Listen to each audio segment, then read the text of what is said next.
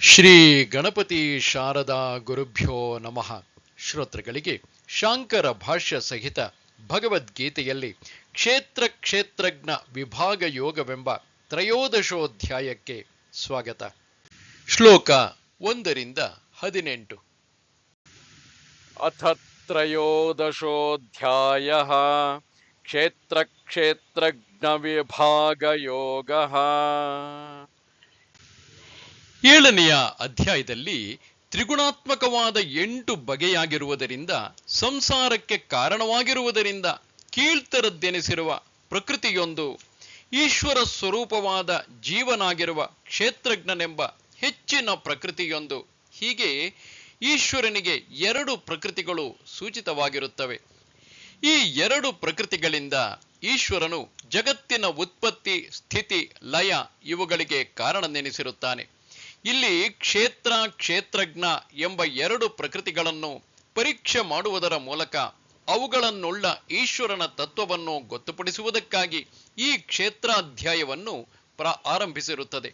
ಮತ್ತು ಇದರ ಹಿಂದಿನ ಅಂದರೆ 12ನೆಯ ಅಧ್ಯಾಯದಲ್ಲಿ ಅದ್ವೇಷ್ಟ ಸರ್ವಭೂತಾನಾಂ ಎಂಬಲ್ಲಿಂದ ಅದೇ ಅಧ್ಯಾಯದ ಕೊನೆಗಾಣುವವರೆಗೂ ತತ್ವಜ್ಞಾನಿಗಳಾದ ಸನ್ಯಾಸಿಗಳ ನಿಷ್ಠೆಯನ್ನು, ಎಂದರೆ ಅವರು ಹೇಗೆ ನಡೆದುಕೊಳ್ಳುವರು ಎಂಬುದನ್ನು ಹೇಳಿರುತ್ತದೆ.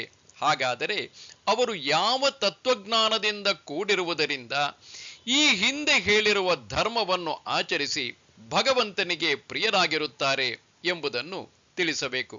ಈ ಕಾರಣದಿಂದಲೂ ಈ ಅಧ್ಯಾಯವನ್ನು ಆರಂಭಿಸಿರುತ್ತದೆ. ಕ್ಷೇತ್ರ ಕ್ಷೇತ್ರಜ್ಞರ ಸ್ವರೂಪ.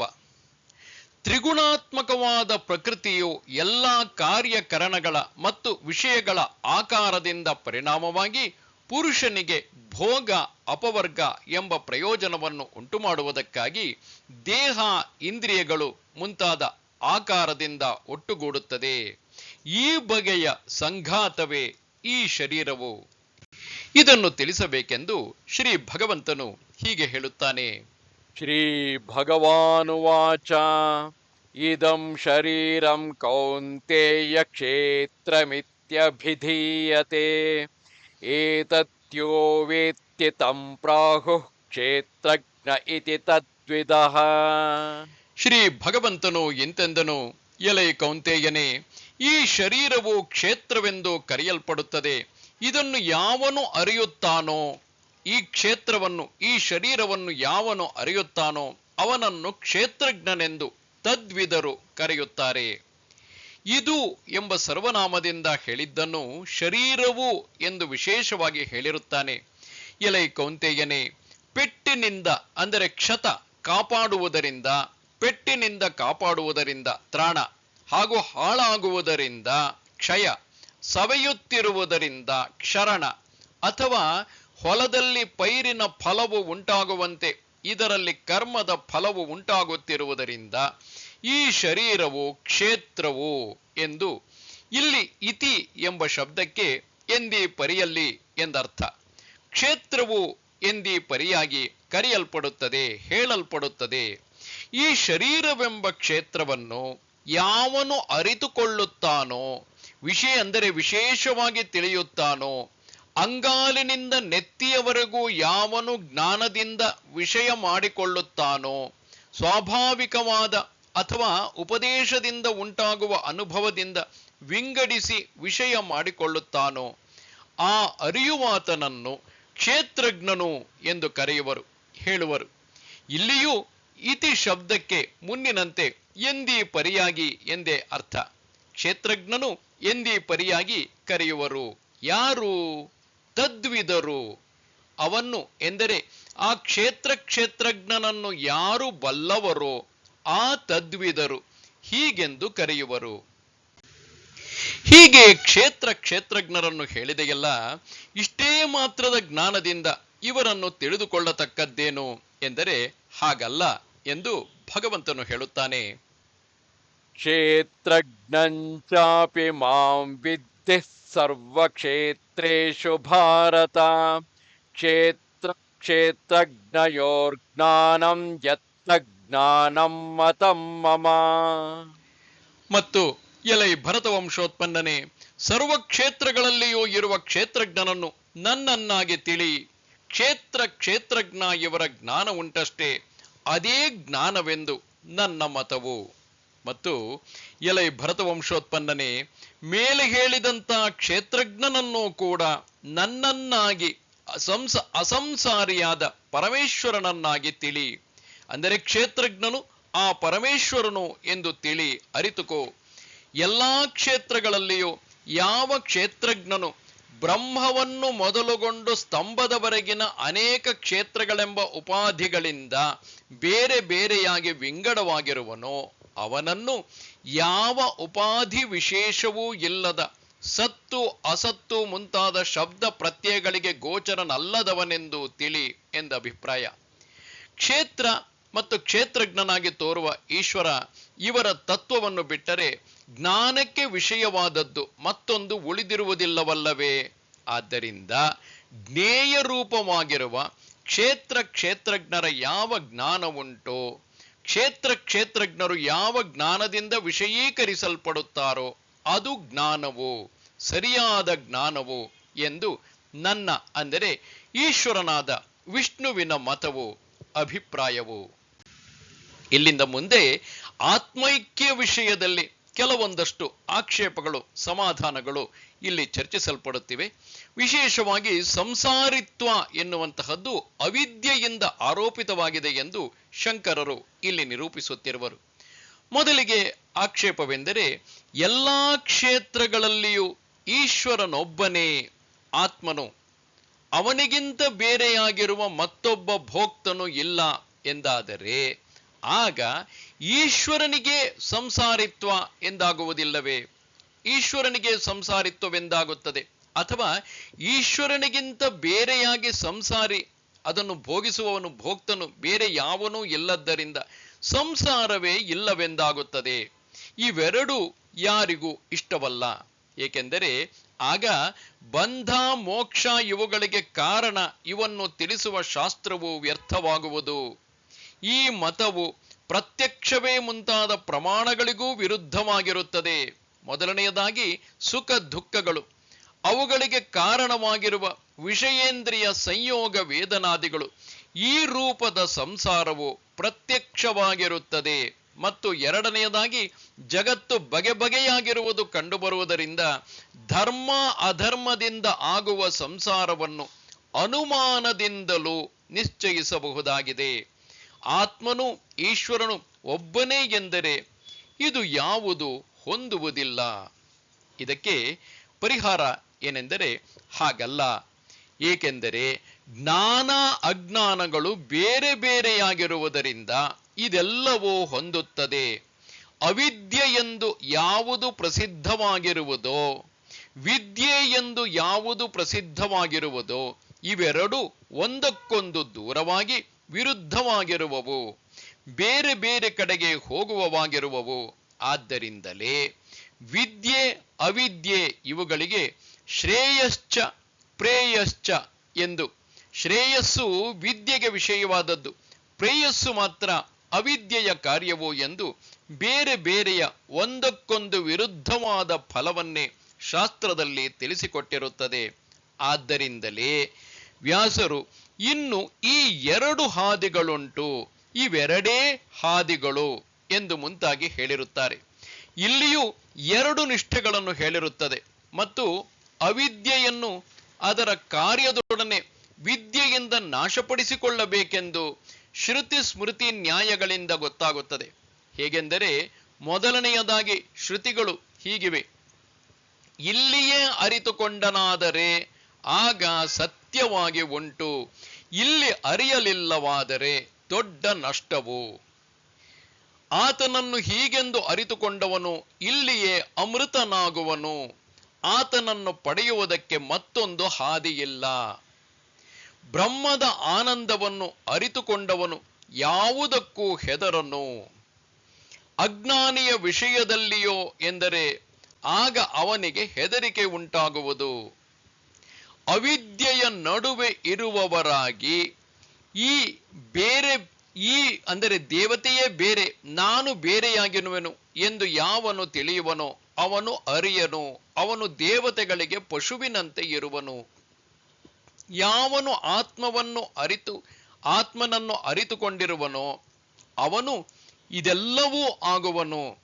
ಅಂದರೆ ಯಾವಾಗ ತೊಗಲಿನಂತೆ ಆಕಾಶವನ್ನು ಸುರುಳಿಯಾಗಿ ಸುತ್ತಬಲ್ಲವರಾಗುವರೋ ಆಗ ದೇವನನ್ನು ಅರಿಯದೆ ದುಃಖದ ಕೊನೆಯಾಗುವುದು. ಇವೇ ಮುಂತಾದ ಸಾವಿರಾರು ಶ್ರುತಿಗಳಿವೆ. ಜ್ಞಾನವು ಅಜ್ಞಾನದಿಂದ ಮುಚ್ಚಲ್ಪಟ್ಟಿರುತ್ತದೆ. ಆದ್ದರಿಂದಲೇ ಜೀವರು ಮೋಹಗೊಳ್ಳುವರು. ಯಾರ ಮನಸ್ಸು ಸಾಮ್ಯದಲ್ಲಿ ನಿಂತಿರುವುದೋ ಅವರಿಂದ ಜನ್ಮವು ಇಲ್ಲಿಯೇ ಜಿತವಾಗಿರುತ್ತದೆ. ಎಲ್ಲೆಲ್ಲಿಯೂ ಸಮವಾಗಿರುವ ಈಶ್ವರನನ್ನು ಕಾಣುವಾತನು ಪರಗತಿಯನ್ನು ಹೊಂದುವನು ಮುಂತಾದ ಸ್ಮೃತಿಗಳು ಉಂಟು. ನ್ಯಾಯದಿಂದಲೂ ಇದು ಸಿದ್ಧವಾಗುತ್ತದೆ. ಹಾವುಗಳನ್ನು, ದರ್ಬೆಯ ತುದಿಗಳನ್ನು, ನೀರಿನ ಕುಂಟೆಯನ್ನು ಅರಿತುಕೊಂಡ ಜನರು ಅವನ್ನು ಬಿಟ್ಟು ಅತ್ತ ಹೋಗುವರು. ಕೆಲವರು ಅಜ್ಞಾನದಿಂದ ಅವುಗಳಲ್ಲಿ ಬೀಳುವರು. ಜ್ಞಾನದಲ್ಲಿ ಅಸಾಧಾರಣ ಫಲವಿರುವುದೆಂಬುದು ಹೇಗೆಂಬುದನ್ನು ಇದರಿಂದ ಕಂಡುಕೋ. ಆದ್ದರಿಂದಲೇ ದೇಹವೇ ಮುಂತಾದವುಗಳಲ್ಲಿ ಅವು ತಾನೆಂಬ ಬುದ್ಧಿಯುಳ್ಳ ಅವಿವೇಕಿಯು ರಾಗದ್ವೇಷಾದಿಗಳಿಂದ ಪ್ರೇರಿತನಾಗಿ ಧರ್ಮ ಅಧರ್ಮಗಳನ್ನು ಮಾಡಿ ಹುಟ್ಟುತ್ತಲೂ ಸಾಯುತ್ತಲೂ ಇರುವನೆಂದು ಗೊತ್ತಾಗಿರುತ್ತದೆ. ದೇಹಾದಿಗಳಿಂದ ಆತ್ಮನು ಬೇರೆ ಎಂದು ಕಂಡುಕೊಂಡವರು ರಾಗದ್ವೇಷಾದಿಗಳನ್ನು ಬಿಟ್ಟು ಬಿಡುವುದರಿಂದ ಅವುಗಳನ್ನು ಅವಲಂಬಿಸಿರುವ ಧರ್ಮ ಅಧರ್ಮಗಳಲ್ಲಿ ತೊಡಗುವುದು ನಿಂತು ಹೋಗಲಾಗಿ ಅವರು ಮುಕ್ತರಾಗುತ್ತಾರೆ ಎಂಬುದನ್ನು ಯುಕ್ತಿಯಿಂದ ಅಲ್ಲಗಳೆಯುವುದು ಯಾವನೊಬ್ಬನಿಂದಲೂ ಆಗುವ ಹಾಗಿಲ್ಲ. ಇದು ಹೀಗಿರುವಲ್ಲಿ ಈಶ್ವರನೇ ಆಗಿರುವ ಕ್ಷೇತ್ರಜ್ಞನಿಗೆ ಅವಿದ್ಯಾಕೃತವಾದ ಉಪಾಧಿ ವಿಶೇಷದಿಂದ, ಅಂದರೆ ದೇಹದ ವಿಶೇಷದಿಂದ ಸಂಸಾರಿತ್ವವಿರುವಂತೆ ಆಗಿರುತ್ತದೆ. ದೇಹವೇ ಮುಂತಾದವೇ ತಾನೆಂದು ಆತ್ಮನನ್ನು ತಿಳಿಯುವಂತೆಯೇ ಇದು. ಹೇಗೆಂದರೆ ಎಲ್ಲಾ ಜೀವರುಗಳಿಗೂ ದೇಹವೇ ಮುಂತಾದ ಅನಾತ್ಮಗಳಲ್ಲಿ ತಾನೆಂಬ ಭಾವವು, ಮೋಟು ಮರಗಳಲ್ಲಿ ಇದು ಪುರುಷನೆಂಬ ನಿಶ್ಚಯವು ಹೇಗೋ ಹಾಗೆ ಆಗುವುದು ಅವಿದ್ಯೆಯಿಂದ ನಿಶ್ಚಿತ ರೂಪದಿಂದ ಆಗುತ್ತದೆ ಎಂಬುದು ಪ್ರಸಿದ್ಧವಾಗಿರುತ್ತದೆ. ದೃಷ್ಟಾಂತದಲ್ಲಿ ಇಷ್ಟು ಮಾತ್ರದಿಂದ ಮನುಷ್ಯನ ಧರ್ಮವು ಮೋಟು ಮರದ್ದಾಗುವುದಿಲ್ಲ, ಮೋಟು ಮರದ ಧರ್ಮವು ಮನುಷ್ಯನದೆಂದು ಆಗುವುದಿಲ್ಲ. ಇದರಂತೆಯೇ ಚೈತನ್ಯದ ಧರ್ಮವು ದೇಹದ್ದಲ್ಲ, ದೇಹ ಧರ್ಮವಾದರೂ ಚೈತನ್ಯದ್ದು ಆಗುವಂತಿಲ್ಲ. ಆದ್ದರಿಂದ ಸುಖ ದುಃಖ ಮೌಢ್ಯ ಮುಂತಾದವುಗಳು ಮುಪ್ಪು ಸಾವುಗಳಂತೆಯೇ ಅವಿದ್ಯೆಯಿಂದ ಕಲ್ಪಿತವಾಗಿರುವುದರಿಂದ ಆತ್ಮನ ಧರ್ಮಗಳು ಎಂಬುದು ಯುಕ್ತವಾಗುವುದಿಲ್ಲ. ಈಗ ಜ್ಞೇಯ ಜ್ಞಾತೃಗಳಿಗೂ ಪರಸ್ಪರ ಅಧ್ಯಾಸವಾಗಬಹುದು ಎಂಬ ವಿಚಾರವಾಗಿ ಇರುವಂತಹ ಆಕ್ಷೇಪಗಳನ್ನು ಇಲ್ಲಿ ಶಂಕರರು ಪರಿಹರಿಸುತ್ತಿರುವರು. ಇಲ್ಲಿ ಆಕ್ಷೇಪವೆಂದರೆ ಇದು ಸರಿಯಲ್ಲ. ಅಂದರೆ ಈ ಹಿಂದಿನ ಅಧ್ಯಾಯದಲ್ಲಿ ಹೇಳಿದಂತೆ ಒಬ್ಬನೇ ಆತ್ಮನೇ ಎಲ್ಲ ದೇಹಗಳಲ್ಲಿಯೂ ಇರುವುದು ಎಂಬ ವಿಚಾರಕ್ಕೆ ಸಂಬಂಧಿಸಿದಂತೆ ಇದು ಸರಿಯಲ್ಲ. ಏಕೆಂದರೆ ಇವೆರಡೂ ಒಂದಕ್ಕೊಂದು ಸಮಾನವಾಗಿರುವುದಿಲ್ಲ. ಹೇಗೆಂದರೆ ಮೋಟು ಮರ, ಮನುಷ್ಯ ಇವೆರಡು ಜ್ಞೇಯಗಳೇ ಆಗಿದ್ದು ಜ್ಞಾತೃವಿನಿಂದ ಒಂದರಲ್ಲಿ ಒಂದು ಅವಿದ್ಯೆಯಿಂದ ಆರೋಪ ಮಾಡಲ್ಪಟ್ಟಿರುತ್ತವೆ. ಆದರೆ ದೇಹಾತ್ಮರೋ ಎಂದರೆ ಒಂದು ಜ್ಞೇಯ, ಇನ್ನೊಂದು ಜ್ಞಾತೃ. ಹೀಗಿದ್ದು ಒಂದರಲ್ಲಿ ಒಂದು ಅಧ್ಯಾಸವಾಗಿರುತ್ತವೆ. ಆದ್ದರಿಂದ ನೀವು ಕೊಟ್ಟ ದೃಷ್ಟಾಂತವು ಸಮನಾಗಲಿಲ್ಲ. ಆದ್ದರಿಂದ ದೇಹಧರ್ಮವು ಜ್ಞೇಯವಾದರೂ ಜ್ಞಾತೃವಾದ ಆತ್ಮನಿಗೆ ನಿಜವಾಗಿ ಆಗಬಹುದಾಗಿದೆ. ಇದಕ್ಕೆ ಪರಿಹಾರವೆಂದರೆ ಹಾಗಲ್ಲ. ಏಕೆಂದರೆ ಆಗ ಆತ್ಮನಿಗೆ ಅಚೇತನತ್ವವೇ ಮುಂತಾದವುಗಳು ಉಂಟಾಗಬೇಕಾದೀತು. ಜ್ಞೇಯವಾದ ದೇಹವೇ ಮುಂತಾದ ಕ್ಷೇತ್ರದ ಧರ್ಮಗಳಾದ ಸುಖ ದುಃಖ ಮೋಹ ಇಚ್ಛೆ ಮುಂತಾದವುಗಳು ಜ್ಞಾತೃವಾದ ಆತ್ಮನಿಗೆ ನಿಜವಾಗಿ ಆಗುವುದಾದರೆ ಆಗ ಜ್ಞೇಯವಾದ ಕ್ಷೇತ್ರದ ಧರ್ಮಗಳು ಕೆಲವು ಅವಿದ್ಯೆಯಿಂದ ಆರೋಪಿತವಾಗಿದ್ದರೂ ಆತ್ಮನಿಗೆ ನಿಜವಾಗಿ ಆಗುವವು. ಮುಪ್ಪು ಸಾವು ಮುಂತಾದವುಗಳು ಮಾತ್ರ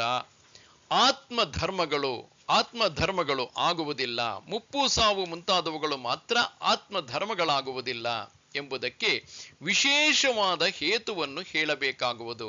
ಆದರೆ ಅವು ಅಂದರೆ ಮುಪ್ಪು, ಸಾವು ಮುಂತಾದವುಗಳಂತೆ ಅವಿದ್ಯೆಯಿಂದ ಆರೋಪಿತವಾಗಿರುವುದರಿಂದಲೂ ಬಿಡತಕ್ಕವುಗಳಾಗಿರುವುದರಿಂದಲೂ ತೆಗೆದುಕೊಳ್ಳತಕ್ಕವು ಆಗಿರುವುದರಿಂದಲೂ ಆತ್ಮನ ಧರ್ಮಗಳು ಆಗುವುದಿಲ್ಲ ಎಂದು ಮುಂತಾದ ಅನುಮಾನ ಪ್ರಮಾಣವಿದೆ. ಇದು ಹೀಗಿರುವುದರಿಂದ ಕರ್ತೃತ್ವ ಭೋಕ್ತೃತ್ವ ರೂಪವಾದ ಸಂಸಾರವು ಜ್ಞೇಯದಲ್ಲಿದ್ದು ಜ್ಞಾತೃವಿನಲ್ಲಿ ಅವಿದ್ಯೆಯಿಂದ ಹುಟ್ಟುಗಟ್ಟಿದ್ದಾದ್ದರಿಂದ ಹುಡುಗರು ಅಂದರೆ ಅರಿಯದ ತತ್ವವನ್ನು ಅರಿಯದವರು ಆಕಾಶದಲ್ಲಿ ಕಲ್ಪಿಸುವ ತಳವು ಕಪ್ಪಾಗಿರುವುದೇ ಮುಂತಾದದ್ದರಿಂದ ಆಕಾಶಕ್ಕೆ ಹೇಗೆ ಯಾವ ದೋಷವೂ ಉಂಟಾಗುವುದಿಲ್ಲವೋ ಹಾಗೆ ಅದರಿಂದ ಜ್ಞಾತೃವಿಗೆ ಯಾವ ದೋಷವೂ ತಟ್ಟುವುದಿಲ್ಲ. ಮತ್ತು ಹೀಗಿರುವಲ್ಲಿ ಎಲ್ಲಾ ಕ್ಷೇತ್ರಗಳಲ್ಲಿಯೂ ಇರುವ ಕ್ಷೇತ್ರಜ್ಞನಾಗಿರುವ ಭಗವಂತನಾದ ಈಶ್ವರನಿಗೆ ಸಂಸಾರಿತ್ವದ ವಾಸನೆಯೂ ಕೂಡ ಇರುವುದೆಂದು ಶಂಕಿಸುವ ಹಾಗಿಲ್ಲ. ಏಕೆಂದರೆ ಅವಿದ್ಯೆಯಿಂದ ಅಧ್ಯಸ್ಥವಾಗಿರುವ ಧರ್ಮದಿಂದ ಯಾವುದಕ್ಕೂ ಯಾವ ಉಪಕಾರವಾಗಲಿ ಅಪಕಾರವಾಗಲಿ ಆಗುವುದು ಲೋಕದಲ್ಲಿ ಎಲ್ಲಿಯೂ ಕಂಡಿರುವುದಿಲ್ಲ. ಈ ರೀತಿ ನಾವು ಕೊಟ್ಟ ದೃಷ್ಟಾಂತ ಸಮನಾಗಿಲ್ಲ ಎಂದು ಹೇಳಿದ್ದೆಯಲ್ಲ, ಅದು ಸರಿಯಲ್ಲ. ಏಕೆಂದರೆ ದೃಷ್ಟಾಂತಕ್ಕೂ ದಾರ್ಷ್ಟಾಂತಿಕಕ್ಕೂ ಅವಿದ್ಯೆಯಿಂದ ಅಧ್ಯಾಸ ಮಾಡಿರುವುದೊಂದೇ ಹೋಲಿಕೆ ಎಂದು ನಮ್ಮ ಅಭಿಪ್ರಾಯವು. ಅದು ಬೇರ್ಪಡುವುದಿಲ್ಲ. ಅದು ಜ್ಞಾತೃವಿನ ವಿಷಯದಲ್ಲಿ ಬೇರ್ಪಡುತ್ತದೆ ಎಂದು ನೀನು ತಿಳಿದಿರುವೆಯಷ್ಟೇ. ಅದೂ ಸರಿಯಾದ ನಿಯಮವಲ್ಲ ಎಂಬುದನ್ನು ಮುಪ್ಪು ಮುಂತಾದ ದೃಷ್ಟಾಂತಗಳಿಂದ ತೋರಿಸಿಕೊಟ್ಟಿದ್ದಾಗಿದೆ. ಇನ್ನು ಅವಿದ್ಯೆಯು ಕರಣಧರ್ಮ ಹೊರತು ಆತ್ಮಧರ್ಮವಲ್ಲ. ಈ ವಿಷಯದಲ್ಲಿ ಇರುವ ಆಕ್ಷೇಪವೆಂದರೆ ಅವಿದ್ಯೆಯುಳ್ಳವನಾದ್ದರಿಂದ ಕ್ಷೇತ್ರಜ್ಞನು ಸಂಸಾರಿಯೇ ಎಂದರೆ ಅದಕ್ಕೆ ಪರಿಹಾರ ಹಾಗಲ್ಲ. ಏಕೆಂದರೆ ಅವಿದ್ಯೆಯು ತಾಮಸವಾಗಿರುತ್ತದೆ.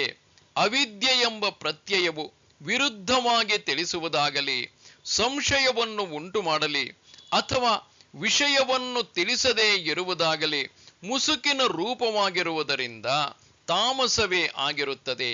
ಏಕೆಂದರೆ ವಿವೇಕದ ಬೆಳಕು ಇರುವಲ್ಲಿ ಅದು ಇರುವುದಿಲ್ಲ ಮತ್ತು ಮುಸುಕಿನ ರೂಪವಾದ ತಾಮಸವಾಗಿರುವ ತಿಮಿರವೇ ಮುಂತಾದ ದೋಷಗಳಿರುವಾಗ ಅಗ್ರಹಣವೇ ಮುಂತಾದ 3 ಬಗೆಯ ಅವಿದ್ಯೆಯು ಇರುವುದು ಕಂಡುಬಂದಿದೆ. ಇಲ್ಲಿ ಆಕ್ಷೇಪವೆಂದರೆ ಪೂರ್ವ ಪಕ್ಷಿ ಹೇಳುವುದೇನೆಂದರೆ, ಹೀಗಾದರೆ ಅವಿದ್ಯೆಯು ಜ್ಞಾತೃವಿನ ಧರ್ಮ ಎಂದಾಯಿತಲ್ಲವೇ? ಇದಕ್ಕೆ ಪರಿಹಾರವೆಂದರೆ ಹಾಗಲ್ಲ. ಏಕೆಂದರೆ ತೈಮಿರಿಕತ್ವವೇ ಮುಂತಾದ ದೋಷವು ಕರಣವಾದ ಚಕ್ಷುರಿಂದ್ರಿಯದಲ್ಲಿ ಇರುವುದು. ಅಂದರೆ ಆ ಅಂಧಕಾರ ಮುಂತಾದ ದೋಷವು ಕರಣವಾದ ಚಕ್ಷುರಿಂದ್ರಿಯದಲ್ಲಿ ಕಣ್ಣಿನಲ್ಲಿ ಇರುವುದು ಕಂಡುಬರುತ್ತದೆ.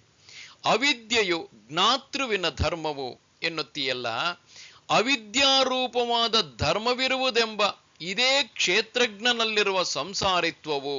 ಹೀಗಿರುವಲ್ಲಿ ಕ್ಷೇತ್ರಜ್ಞನು ಈಶ್ವರನೇ ಸಂಸಾರಿಯಲ್ಲ ಎಂದು ಹೇಳಿದಿರಲ್ಲ, ಅದು ಸರಿಯಲ್ಲ ಎಂದಲ್ಲವೇ ನಿನ್ನ ಅಭಿಪ್ರಾಯ? ಅದು ಸರಿಯಲ್ಲ. ಏಕೆಂದರೆ ಕರಣವಾದ ಚಕ್ಷುರಿಂದ್ರಿಯದಲ್ಲಿ ತಪ್ಪಾಗಿ ತಿಳಿಯುವುದೇ ಮುಂತಾದ ದೋಷವು ಕಂಡುಬರುತ್ತದೆ. ತಪ್ಪಾಗಿ ತಿಳಿಯುವುದೇ ಮುಂತಾದದ್ದಾಗಲಿ ಅದಕ್ಕೆ ನಿಮಿತ್ತವಾದ ತಿಮಿರವಿರುವುದೇ ಕತ್ತಲೆ ಇರುವುದೇ ಮುಂತಾದ ದೋಷವಾಗಲಿ ತಿಳಿಯುವವನ ಚಕ್ಷಸ್ಸಿಗೆ ಸಂಸ್ಕಾರವನ್ನು ಮಾಡುವುದರಿಂದ ತಿಮಿರವನ್ನು ಕಳೆಯಲು ಅರಿಯುವಾತನಲ್ಲಿ ಮತ್ತೆ ಕಾಣದೇ ಇರುವುದರಿಂದ ಹೇಗೆ ಅರಿಯುವಾತನ ಧರ್ಮವಲ್ಲವೋ ಹಾಗೆ ಎಲ್ಲ ಕಡೆಯಲ್ಲಿಯೂ ತಿಳಿಯದಿರುವುದು, ತಪ್ಪಾಗಿ ತಿಳಿಯುವುದು, ಸಂಶಯ ಪಡುವುದು ಎಂಬ ಸನಿಮಿತ್ತವಾದ ಪ್ರತ್ಯಯಗಳು ಯಾವುದಾದರೊಂದು ಕರಣಕ್ಕೆ ಸಂಬಂಧಪಟ್ಟಿರಬೇಕೇ ಹೊರತು ಅರಿಯುವ ಕ್ಷೇತ್ರಜ್ಞನಿಗೆ ಸೇರಿರಲಾರವು.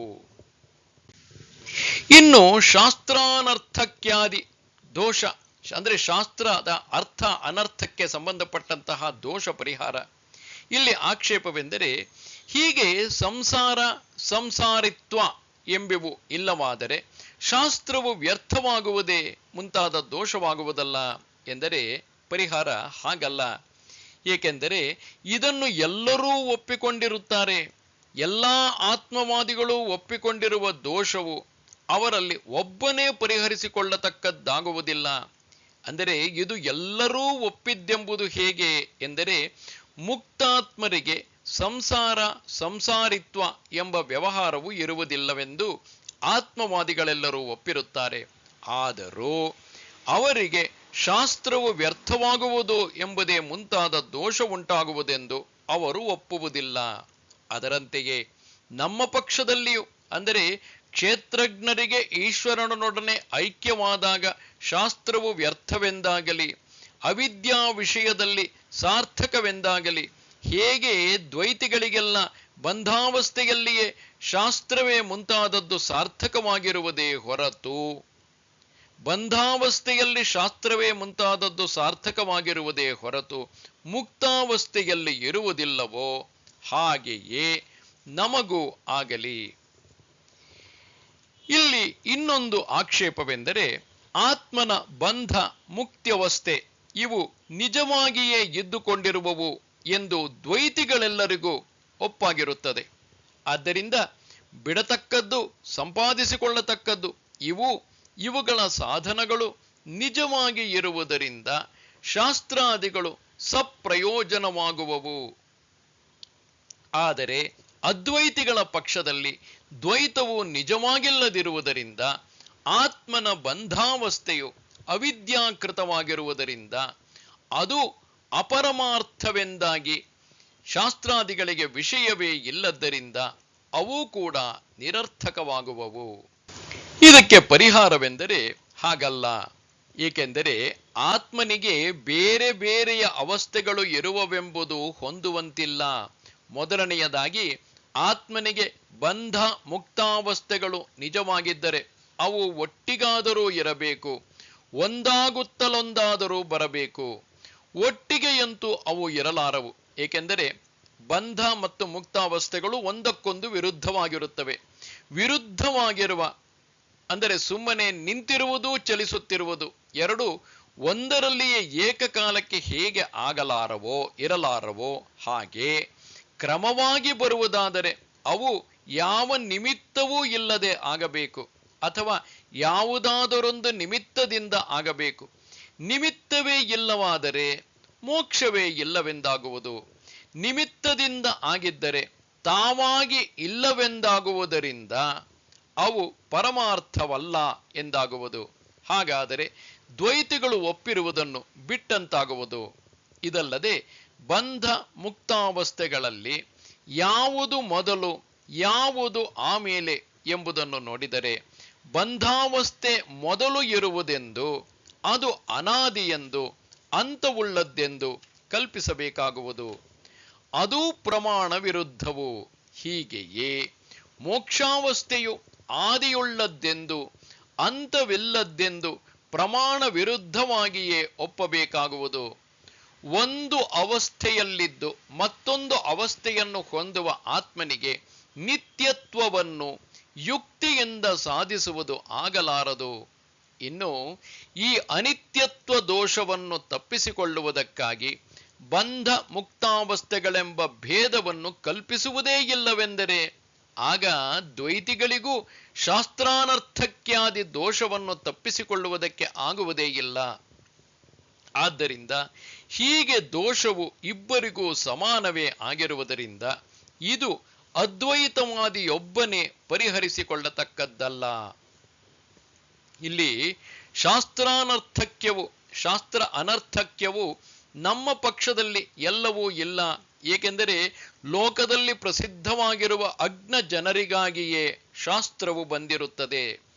ಅಜ್ಞರಿಗೆ ಅನಾತ್ಮಗಳಾದ ಫಲಹೇತುಗಳಲ್ಲಿ ತಾನೆಂಬ ಬುದ್ಧಿ ಇರುವುದೇ ಹೊರತು ಜ್ಞಾನಿಗಳಿಗೆ ಇರುವುದಿಲ್ಲ. ಜ್ಞಾನಿಗಳು ಫಲಹೇತುಗಳಿಗಿಂತ ತಾವು ಬೇರೆ ಎಂದು ತಿಳಿದುಕೊಂಡಿರುವುದರಿಂದ ಅವರಿಗೆ ಅವುಗಳಲ್ಲಿ ನಾನು ಎಂದು ಆತ್ಮಬುದ್ಧಿ ಉಂಟಾಗಲೇ ಆರದು.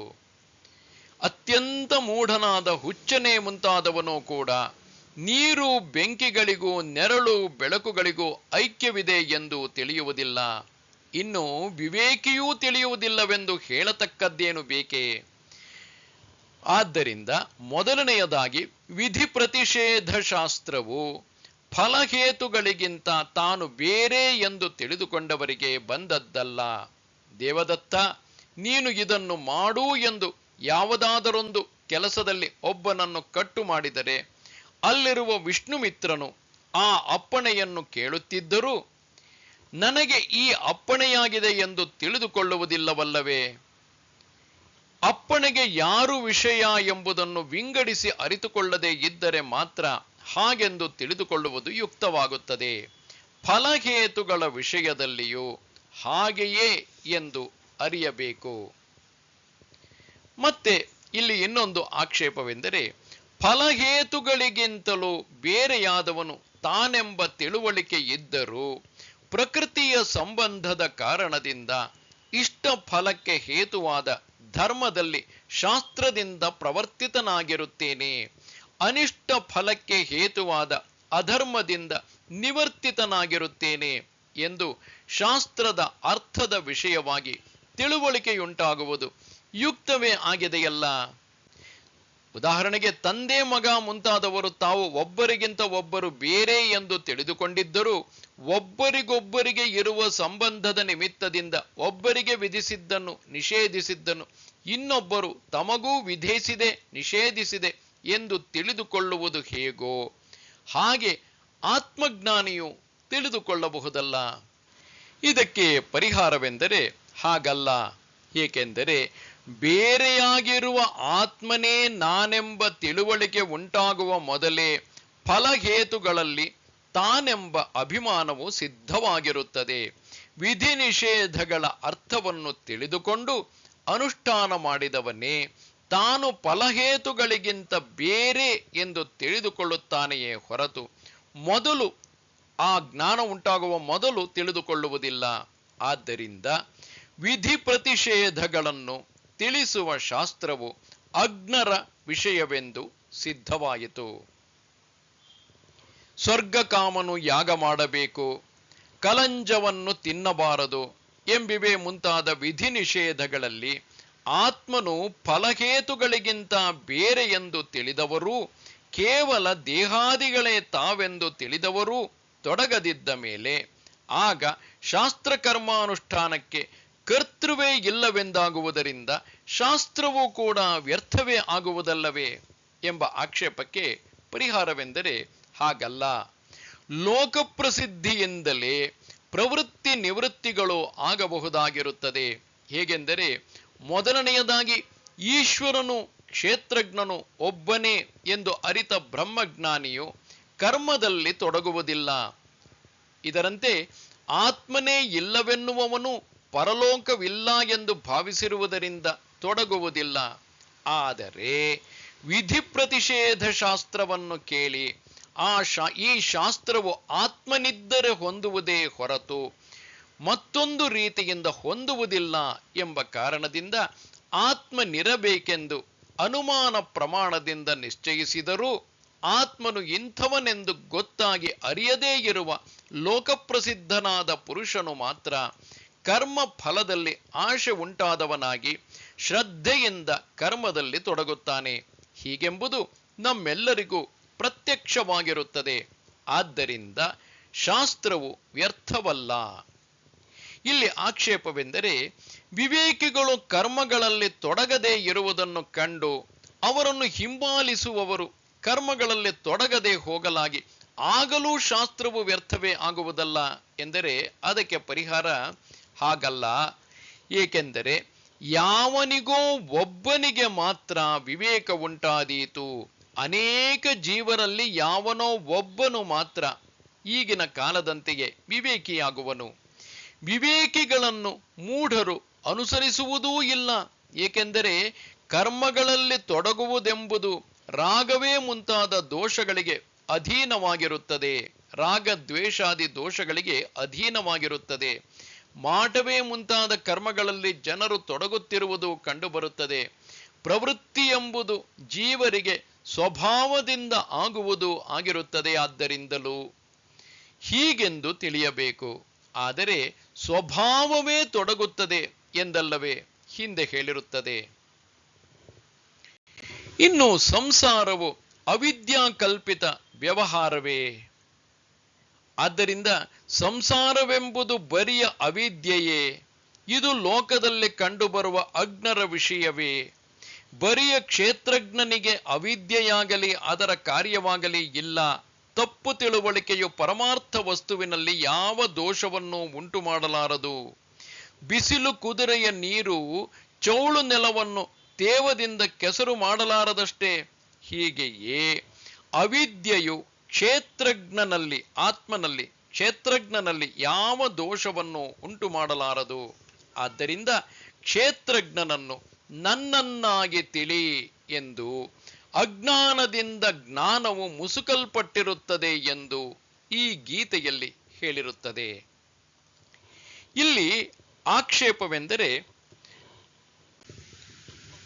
ವಿಶೇಷವಾದ ಆಕ್ಷೇಪವೆಂದರೆ, ಸಂಸಾರಿಗಳಂತೆ ಪಂಡಿತರಿಗೂ ನಾನು ಹೀಗೆ ಇರುವೆನು, ಇದು ನನ್ನದು ಎಂದು ಭಾವನೆ ಇರುವುದಲ್ಲ. ಇದೇನು? ಸಂಸಾರಿಗಳು ಸಾಧಾರಣ ವ್ಯಕ್ತಿಗಳಿಗೇನೋ ಸರಿ, ಅವರಿಗೆ ಕ್ಷೇತ್ರಜ್ಞ ವಿಷಯದಲ್ಲಿ ಕೆಲವೊಂದಿಷ್ಟು ಗೊಂದಲಗಳಿರಬಹುದು. ಆದರೆ ಪಂಡಿತರಾದವರಿಗೂ ನಾನು ಹೀಗೆ ಇರುವೆನು, ಇದು ನನ್ನದು ಎಂದು ಭಾವನೆ ಇರುವುದಲ್ಲ. ಇದೇನು ಎಂದರೆ ಅದಕ್ಕೆ ಪರಿಹಾರ ಕೇಳು. ಕ್ಷೇತ್ರದಲ್ಲಿಯೇ ಆತ್ಮನೆಂಬ ಬುದ್ಧಿ ಇರುವುದೇ ಅವರ ಈ ಪಾಂಡಿತ್ಯವು. ಹಾಗಿಲ್ಲದೆ ಅವರು ವಿಕಾರವಿಲ್ಲದ ಕ್ಷೇತ್ರಜ್ಞನನ್ನೇ ಕಂಡುಕೊಂಡಿದ್ದರೆ ಆಗ ಭೋಗವನ್ನಾಗಲಿ ಕರ್ಮವನ್ನಾಗಲಿ ನನಗೆ ಆಗಲಿ ಎಂದು ಬಯಸುತ್ತಿರಲಿಲ್ಲ. ಭೋಗ ಕರ್ಮಗಳೆರಡೂ ವಿಕಾರವೇ. ಹೀಗಿರುವುದರಿಂದ ಅಜ್ಞನು ಫಲವನ್ನು ಬಯಸುವವನಾದ್ದರಿಂದ ಬಯಸುತ್ತಾನೆ.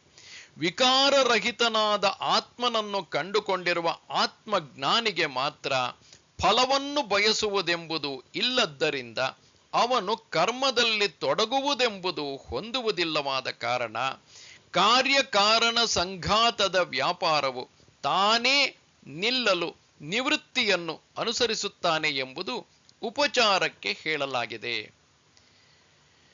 ಮತ್ತೆ ಕೆಲವರ ಬೇರೊಂದು ಬಗೆಯ ಈ ಪಾಂಡಿತ್ಯವೂ ಆಗಲಿ, ಕ್ಷೇತ್ರಜ್ಞನು ಈಶ್ವರನೇ, ಕ್ಷೇತ್ರವೂ ಬೇರೆಯಾಗಿ ಕ್ಷೇತ್ರಜ್ಞನಿಗೆ ವಿಷಯವಾಗಿರುತ್ತದೆ, ನಾನು ಮಾತ್ರ ಸಂಸಾರಿಯು, ಸುಖಿಯು, ದುಃಖಿಯು, ಕ್ಷೇತ್ರಜ್ಞರನ್ನು ವಿವೇಚಿಸಿ ಅರಿತುಕೊಳ್ಳುವುದರಿಂದಲೂ ಧ್ಯಾನದಿಂದ ಕ್ಷೇತ್ರಜ್ಞನಾದ ಈಶ್ವರನನ್ನು ಸಾಕ್ಷಾತ್ಕಾರ ಮಾಡಿಕೊಂಡು ಆತನ ಸ್ವರೂಪದಲ್ಲಿ ನೆಲೆ ನಿಲ್ಲುವುದರಿಂದಲೂ ನಾನು ಸಂಸಾರದ ನಾಶವನ್ನು ಮಾಡಿಕೊಳ್ಳಬೇಕಾಗಿದೆ.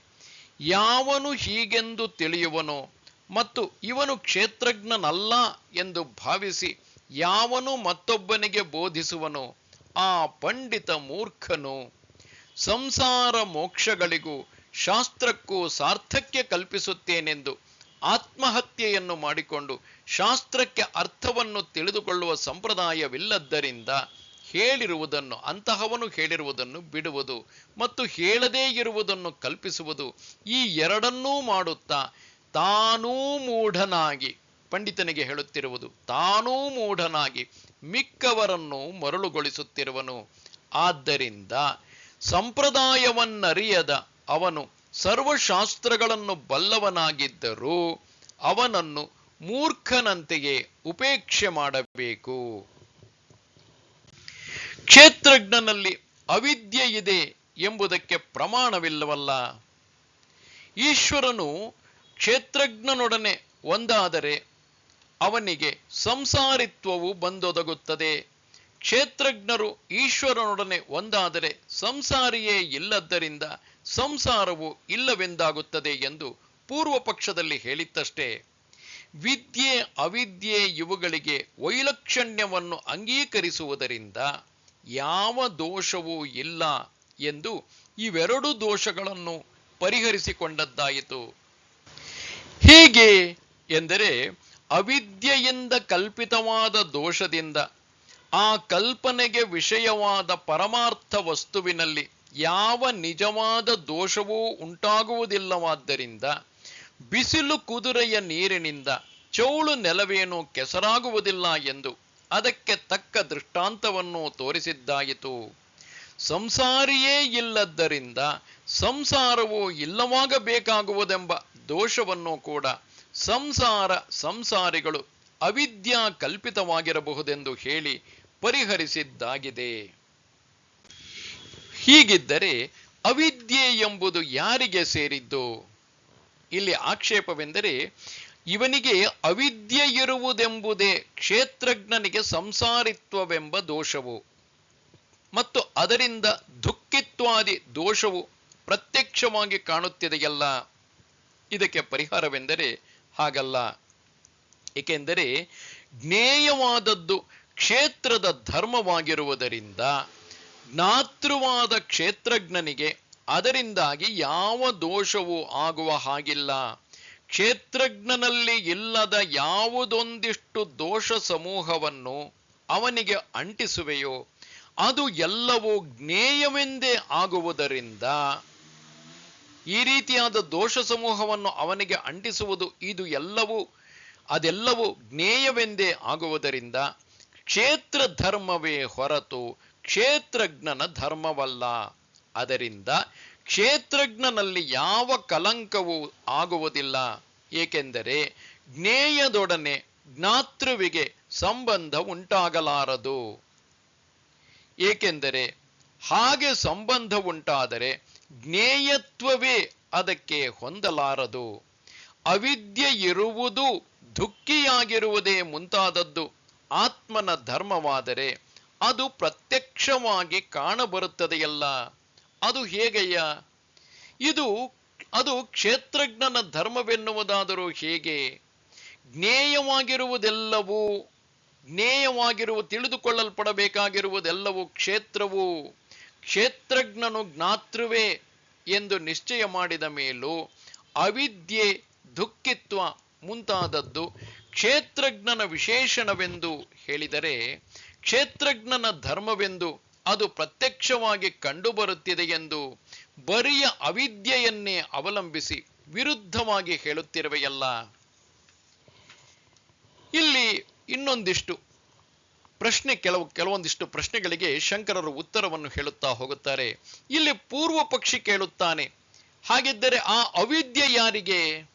ಉತ್ತರ, ಯಾವನಿಗೆ ಇದೆಯೆಂದು ಕಾಣಿಸುತ್ತದೆಯೋ ಅವನದೇ ಅವಿದ್ಯೆ.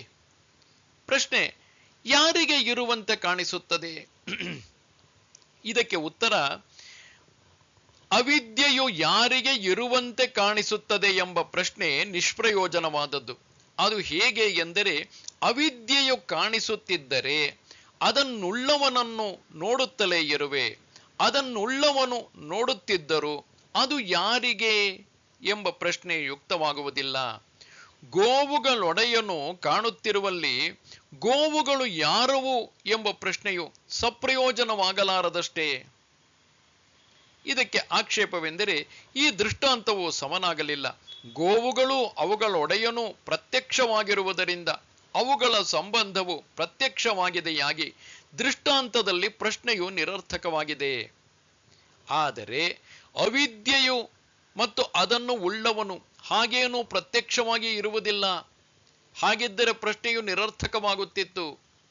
ಇದಕ್ಕೆ ಸಿದ್ಧಾಂತಿ ಹೇಳುವುದೇನೆಂದರೆ, ಪ್ರತ್ಯಕ್ಷನಲ್ಲದ ಅವಿದ್ಯಾವಂತನಿಗೂ ಅವಿದ್ಯೆಗೂ ಸಂಬಂಧವಿದೆ ಎಂದು ತಿಳಿದರೆ ತಾನೇ ಅದರಿಂದ ನಿನಗೇನಾದೀತು? ಪೂರ್ವ ಪಕ್ಷೀಯ ಮತವೇನೆಂದರೆ, ಅವಿದ್ಯೆಯು ಅನರ್ಥಕ್ಕೆ ಕಾರಣವಾಗಿರುವುದರಿಂದ ಅದನ್ನು ಪರಿಹರಿಸಿಕೊಳ್ಳಬಹುದಾಗುವುದು. ಆಗ ಸಿದ್ಧಾಂತಿಯು ಹೇಳುತ್ತಾನೆ, ಯಾವನಿಗೆ ಅವಿದ್ಯೆ ಇರುವುದೋ ಅವನು ಅದನ್ನು ಪರಿಹರಿಸಿಕೊಳ್ಳುವನು, ನಿನಗೇನು? ಪೂರ್ವ ಪಕ್ಷಿ ಹೇಳುತ್ತಾನೆ, ನನಗೆ ಅಲ್ಲವೇ ಅವಿದ್ಯೆ ಇರುವುದು. ಆಗ ಸಿದ್ಧಾಂತಿ ಹೇಳುತ್ತಾನೆ, ಹಾಗಾದರೆ ಅವಿದ್ಯೆಯನ್ನು ಅದನ್ನುಳ್ಳ ನಿನ್ನನ್ನು ಬಲ್ಲೆ ಎಂದಾಯಿತು. ಆಗ ಪೂರ್ವ ಪಕ್ಷಿ ಹೇಳುತ್ತಾನೆ, ಬಲ್ಲೆ, ಆದರೆ ಪ್ರತ್ಯಕ್ಷವಾಗಿ ಅರಿಯೆ. ಈಗ ಸಿದ್ಧಾಂತಿಯ ಮತ, ಅನುಮಾನದಿಂದ ಅರಿತಿರುವೆಯಾದರೆ ಸಂಬಂಧವನ್ನು ಗ್ರಹಿಸಿದ್ದು ಹೇಗೆ? ಜ್ಞಾತೃವಾದ ನಿನಗೂ ಜ್ಞೇಯವಾದ ಅವಿದ್ಯೆಗೂ ಇರುವ ಸಂಬಂಧವನ್ನು ತತ್ಕಾಲದಲ್ಲಿಯೇ ಅರಿಯುವುದಕ್ಕೆ ಶಕ್ಯವೇ ಅಲ್ಲ. ಏಕೆಂದರೆ ಜ್ಞಾತೃವು ಅವಿದ್ಯೆಗೆ ವಿಷಯಿಯಾಗಿಯೂ ಉಪಯೋಗವಾಗಿ ಬಿಟ್ಟಿರುತ್ತಾನೆ.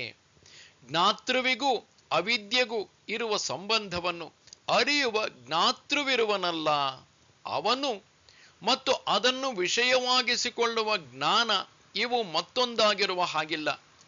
ಏಕೆಂದರೆ ಆಗ ಅನವಸ್ಥೆಯು ಬಂದೊದಗುವುದು.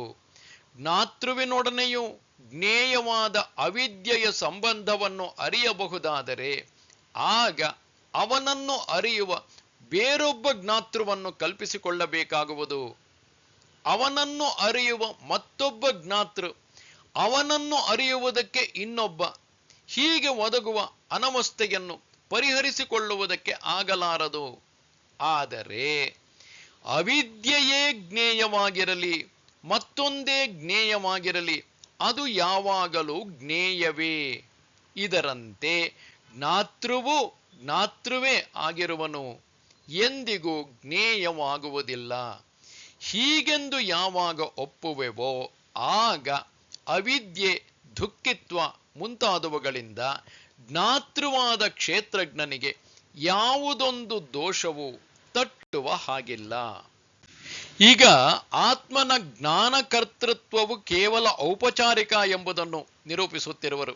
ಏಕೆಂದರೆ ಇಲ್ಲಿರುವ ಆಕ್ಷೇಪವೆಂದರೆ ದೋಷವುಳ್ಳ ಕ್ಷೇತ್ರವನ್ನು ಅರಿಯುವವನಾಗಿರುವನಲ್ಲ, ಇದೇ ಕ್ಷೇತ್ರಜ್ಞನ ದೋಷವಲ್ಲವೇ ಎಂಬುದು. ಇದಕ್ಕೆ ಪರಿಹಾರ ಹಾಗಲ್ಲ. ಏಕೆಂದರೆ ವಿಜ್ಞಾನ ಸ್ವರೂಪನೇ ಆಗಿರುವ ವಿಕಾರವೇನೂ ಇಲ್ಲದ ಆತ್ಮನನ್ನು ವಿಜ್ಞಾತೃ ಎಂದು ಉಪಚಾರಕ್ಕಾಗಿ ಕರೆದಿರುತ್ತದೆ. ಹೇಗೆ ಬಿಸಿಯ ಸ್ವರೂಪವೇ ಆಗಿರುವುದರಿಂದ ಬೆಂಕಿಗೆ ಸುಡುವುದೆಂಬ ಕ್ರಿಯೆಯನ್ನು ಉಪಚಾರಕ್ಕಾಗಿ ಸಂಬಂಧಿಸಿ ಹೇಳುತ್ತಾರೋ ಅದರಂತೆಯೇ ಇದು. ಕ್ರಿಯಾಕಾರಕ ಫಲಸ್ವರೂಪವು ಆತ್ಮನಲ್ಲಿಲ್ಲ. ಅವಿದ್ಯೆಯಿಂದ ಹುಟ್ಟುಗಟ್ಟಿದ ಕ್ರಿಯಾಕಾರಕಾದಿಯನ್ನೇ ಆತ್ಮನಲ್ಲಿ ಉಪಚಾರಕ್ಕೆ ಹೇಳುತ್ತಾರೆ ಎಂಬುದನ್ನು ಹೇಗೆ ಇಲ್ಲಿ ಭಗವಂತನು ತಾನೇ ತೋರಿಸಿರುತ್ತಾನೋ ಅದರಂತೆ ಅಲ್ಲಲ್ಲಿ ಯಾವನು ಈತನನ್ನು ಕೊಲ್ಲುವವನೆಂದು ತಿಳಿಯುತ್ತಾನೋ, 2ನೇ ಅಧ್ಯಾಯದಲ್ಲಿ ಹೇಳಿದಂತೆ ಪ್ರಕೃತಿಯ ಗುಣಗಳಿಂದ ನಾನಾ ಪ್ರಕಾರಗಳಿಂದ ಮಾಡಲ್ಪಡುವ ಕರ್ಮಗಳನ್ನು ತಾನು ಮಾಡುವವನೆಂದು ಮೂಢನು ತಿಳಿದುಕೊಂಡಿರುತ್ತಾನೆ. ಮುಂದಿನ 3ನೇ ಅಧ್ಯಾಯದಲ್ಲಿ ಹೇಳಿದಂತೆ ಅದರಂತೆಯೇ 5ನೇ ಅಧ್ಯಾಯದಲ್ಲಿ ವಿಭುವು ಯಾರ ಪಾಪವನ್ನು ಸ್ವೀಕರಿಸುವುದಿಲ್ಲ, ಇವೇ ಮುಂತಾದ ಪ್ರಕರಣಗಳಲ್ಲಿ ಭಗವಂತನು ತೋರಿಸಿರುತ್ತಾನೆ. ನಾವು ಹಾಗೆಯೇ ವ್ಯಾಖ್ಯಾನ ಮಾಡಿರುತ್ತೇವೆ. ಮುಂದಿನ ಪ್ರಕರಣಗಳಲ್ಲಿಯೂ ಇದನ್ನು ತೋರಿಸಿಕೊಡುವೆವು. ಇಲ್ಲಿ ಆಕ್ಷೇಪವೆಂದರೆ, ಸರಿ, ಹಾಗಾದರೆ ಆತ್ಮನಲ್ಲಿ ಕ್ರಿಯಾಕಾರಕ ಫಲಸ್ವರೂಪವು ತಾನೇ ಇಲ್ಲವೆಂದು, ಅವಿದ್ಯೆಯಿಂದ ಅಧ್ಯಾರೋಪಿತವಾಗಿರುವುದೆಂದು, ಆದರೆ ಕರ್ಮಗಳು ಅಜ್ಞರು ಮಾಡತಕ್ಕವೇ, ಜ್ಞಾನಿಗಳಿಗಲ್ಲ ಎಂದು ಆಯಿತಲ್ಲ. ಅದಕ್ಕೆ ಪರಿಹಾರ, ನಿಜ, ಹೀಗೆಂದೇ ಆಯಿತು. ಮತ್ತು ಇದನ್ನೇ ದೇಹಧಾರಿಯಾದವನಿಗೆ ಕರ್ಮಗಳನ್ನೆಲ್ಲ ಬಿಡುವುದು ಶಕ್ಯವಲ್ಲ ಎಂಬಲ್ಲಿ ತೋರಿಸಿಕೊಡುವೆವು. ಒಟ್ಟು ಗೀತಾಶಾಸ್ತ್ರದ ಅರ್ಥವನ್ನು ಉಪಸಂಹಾರ ಮಾಡುವ ಪ್ರಕರಣದಲ್ಲಿ ಕೌಂತೆಯನೇ, ಇದನ್ನು ಸಂಕ್ಷೇಪದಿಂದ ಹೇಳುವೆನು ಕೇಳು, ಇದು ಜ್ಞಾನದ ಪರನಿಷ್ಠೆಯು ಎಂಬಲ್ಲಿ, ಎಂದರೆ ಮುಂದಿನ 18ನೇ ಅಧ್ಯಾಯದಲ್ಲಿ ಇನ್ನೂ ವಿಶೇಷವಾಗಿ ತೋರಿಸಿಕೊಡುವೆವು. ಇನ್ನು ಬಹುವಾಗಿ ಎಲ್ಲಿ ವಿಸ್ತರಿಸಿದ್ದರಿಂದ ಪ್ರಯೋಜನವಿಲ್ಲವೆಂದು ಈ ಚರ್ಚೆಯನ್ನು ಇಲ್ಲಿಗೆ ಉಪಸಂಹಾರ ಮಾಡುತ್ತೇವೆ. ಈಗ ಈ ಅಧ್ಯಾಯಾರ್ಥದ ಮಹಾತ್ಮ್ಯ. ಎಲೈ ಕೌಂತೆಯನೇ, ಈ ಶರೀರವು ಎಂದು ಮುಂತಾದ ಶ್ಲೋಕಗಳಲ್ಲಿ ಸೂಚಿಸಿರುವ ಕ್ಷೇತ್ರಾಧ್ಯಾಯದ ಅರ್ಥವನ್ನು ಸಂಗ್ರಹವಾಗಿ ಹೇಳುವ ತತ್ಕ್ಷೇತ್ರಂ ಯಚ್ಚ ಎಂದು ಮುಂತಾಗಿರುವ ಈ ಶ್ಲೋಕದಲ್ಲಿ ಕೊಟ್ಟಿರುತ್ತದೆ. ಈ ಮುಂದಿನ ಶ್ಲೋಕದಲ್ಲಿ, ಏಕೆಂದರೆ ವಿವರಿಸಿ ಹೇಳಬೇಕೆಂದಿರುವ ವಿಷಯವನ್ನು ಸಂಗ್ರಹವಾಗಿ ಮೊದಲು ಹೇಳುವುದು ಯುಕ್ತವಾಗಿದೆ. ತತ್ಕ್ಷೇತ್ರಂ ಯಚ್ಚ ಯಾದೃಕ್ಚ ಯದ್ವಿಕಾರಿಯತಶ್ಚ ಯತ್ ಸ ಚ ಯೋ ಯತ್ ಪ್ರಭಾವಶ್ಚ ತತ್ಸಮಾಸೇನ ಮೇ ಶೃಣು. ಆ ಕ್ಷೇತ್ರವು ಯಾವುದು ಮತ್ತು ಎಂಥದ್ದು, ಯಾವ ವಿಕಾರವುಳ್ಳದ್ದು, ಯಾವುದರಿಂದ ಯಾವುದು ಆಗುತ್ತದೆ ಎಂಬುದನ್ನು, ಮತ್ತು ಅವನು ಯಾವನು, ಯಾವ ಪ್ರಭಾವದವನು ಎಂಬ ಇದನ್ನು ಸಂಕ್ಷೇಪದಿಂದ ನನ್ನಿಂದ ಕೇಳು. ಯಾವುದನ್ನು ಅಂದರೆ ಈ ಶರೀರವು ಎಂದು ಹೇಳಿತ್ತೋ ಆ ಕ್ಷೇತ್ರವನ್ನು, ಆ ಎಂಬ ಶಬ್ದದಿಂದ ಪರಾಮರ್ಶಿಸಿರುತ್ತದೆ. ಈ ಹೇಳಿದ ಕ್ಷೇತ್ರವಿದೆಯಲ್ಲ, ಅದು ಎಂಥದ್ದು? ತನ್ನ ಧರ್ಮಗಳಿಂದ ನೋಡಿದರೆ ಹೇಗೆ ಕಾಣುವಂಥದ್ದು? ಇಲ್ಲಿರುವ ಚ ಶಬ್ದವು ಸಮುಚ್ಚಯವನ್ನು ಹೇಳುವುದಕ್ಕೆ ಯದ್ವಿಕಾರಿ ಎಂಬ ವಿಕಾರವುಳ್ಳ, ಯಾವ ವಿಕಾರವುಳ್ಳ ಯಾವುದಕ್ಕೆ ಸೇರಿದ್ದೋ ಅದು ಯದ್ವಿಕಾರಿ. ಎಲ್ಲಿಂದ ಎಂದರೆ ಯಾವುದರಿಂದ ಯಾವುದು ಯಾವ ಕಾರ್ಯವು ಹುಟ್ಟುತ್ತದೆಯೋ ಎಂದು ವಾಕ್ಯಕ್ಕೆ ಸೇರಿಸಿಕೊಳ್ಳಬೇಕು. ಮತ್ತು ಅವನು ಯಾವನು ಯಾವ ಕ್ಷೇತ್ರಜ್ಞನನ್ನು ಹಿಂದೆ ತಿಳಿಸಿದೆಯೋ ಅವನು ಯತ್ ಪ್ರಭಾವನು. ಯಾವ ಪ್ರಭಾವಗಳು ಎಂದರೆ ಉಪಾಧಿಕೃತವಾದ ಯಾವ ಯಾವ ಶಕ್ತಿಗಳು ಇವನಿಗೆ ಇವೆಯೋ ಆ ಇವನು ಯತ್ ಪ್ರಭಾವನು ಎಂದರ್ಥ. ಆ ಕ್ಷೇತ್ರಜ್ಞರ ನಿಜವಾದ ಸ್ವರೂಪವನ್ನು ಮೇಲೆ ಹೇಳಿದ ವಿವರಗಳೊಡನೆ ಸಮಾಸವಾಗಿ ಎಂದರೆ ಸಂಕ್ಷೇಪವಾಗಿ ನನ್ನಿಂದ ನನ್ನ ವಚನದಿಂದ ಕೇಳು ಅಂದರೆ ಕೇಳಿ ಗೊತ್ತುಪಡಿಸಿಕೋ ಎಂದರ್ಥ. ಈಗ ತಾನು ಹೇಳಬೇಕೆಂದಿರುವ ಆ ಕ್ಷೇತ್ರಜ್ಞರ ಯಥಾತ್ಮ್ಯವನ್ನು ಕೇಳುವ ಅರ್ಜುನನ ಬುದ್ಧಿಗೆ ಸವಿಹತ್ತಿಸುವುದಕ್ಕಾಗಿ ಭಗವಂತನು ಹೊಗಳುತ್ತಿದ್ದಾನೆ. ಋಷಿಭಿರ್ಬಹುಧಾ ಗೀತಂ ಛಂದೋಭಿರ್ವಿವಿಧೈ ಪೃಥಕ್ ಬ್ರಹ್ಮಸೂತ್ರ ಪದೈಶ್ಚೈವ ಹೇತುಮದ್ಭಿರ್ವಿನಿಶ್ಚಿತೈ.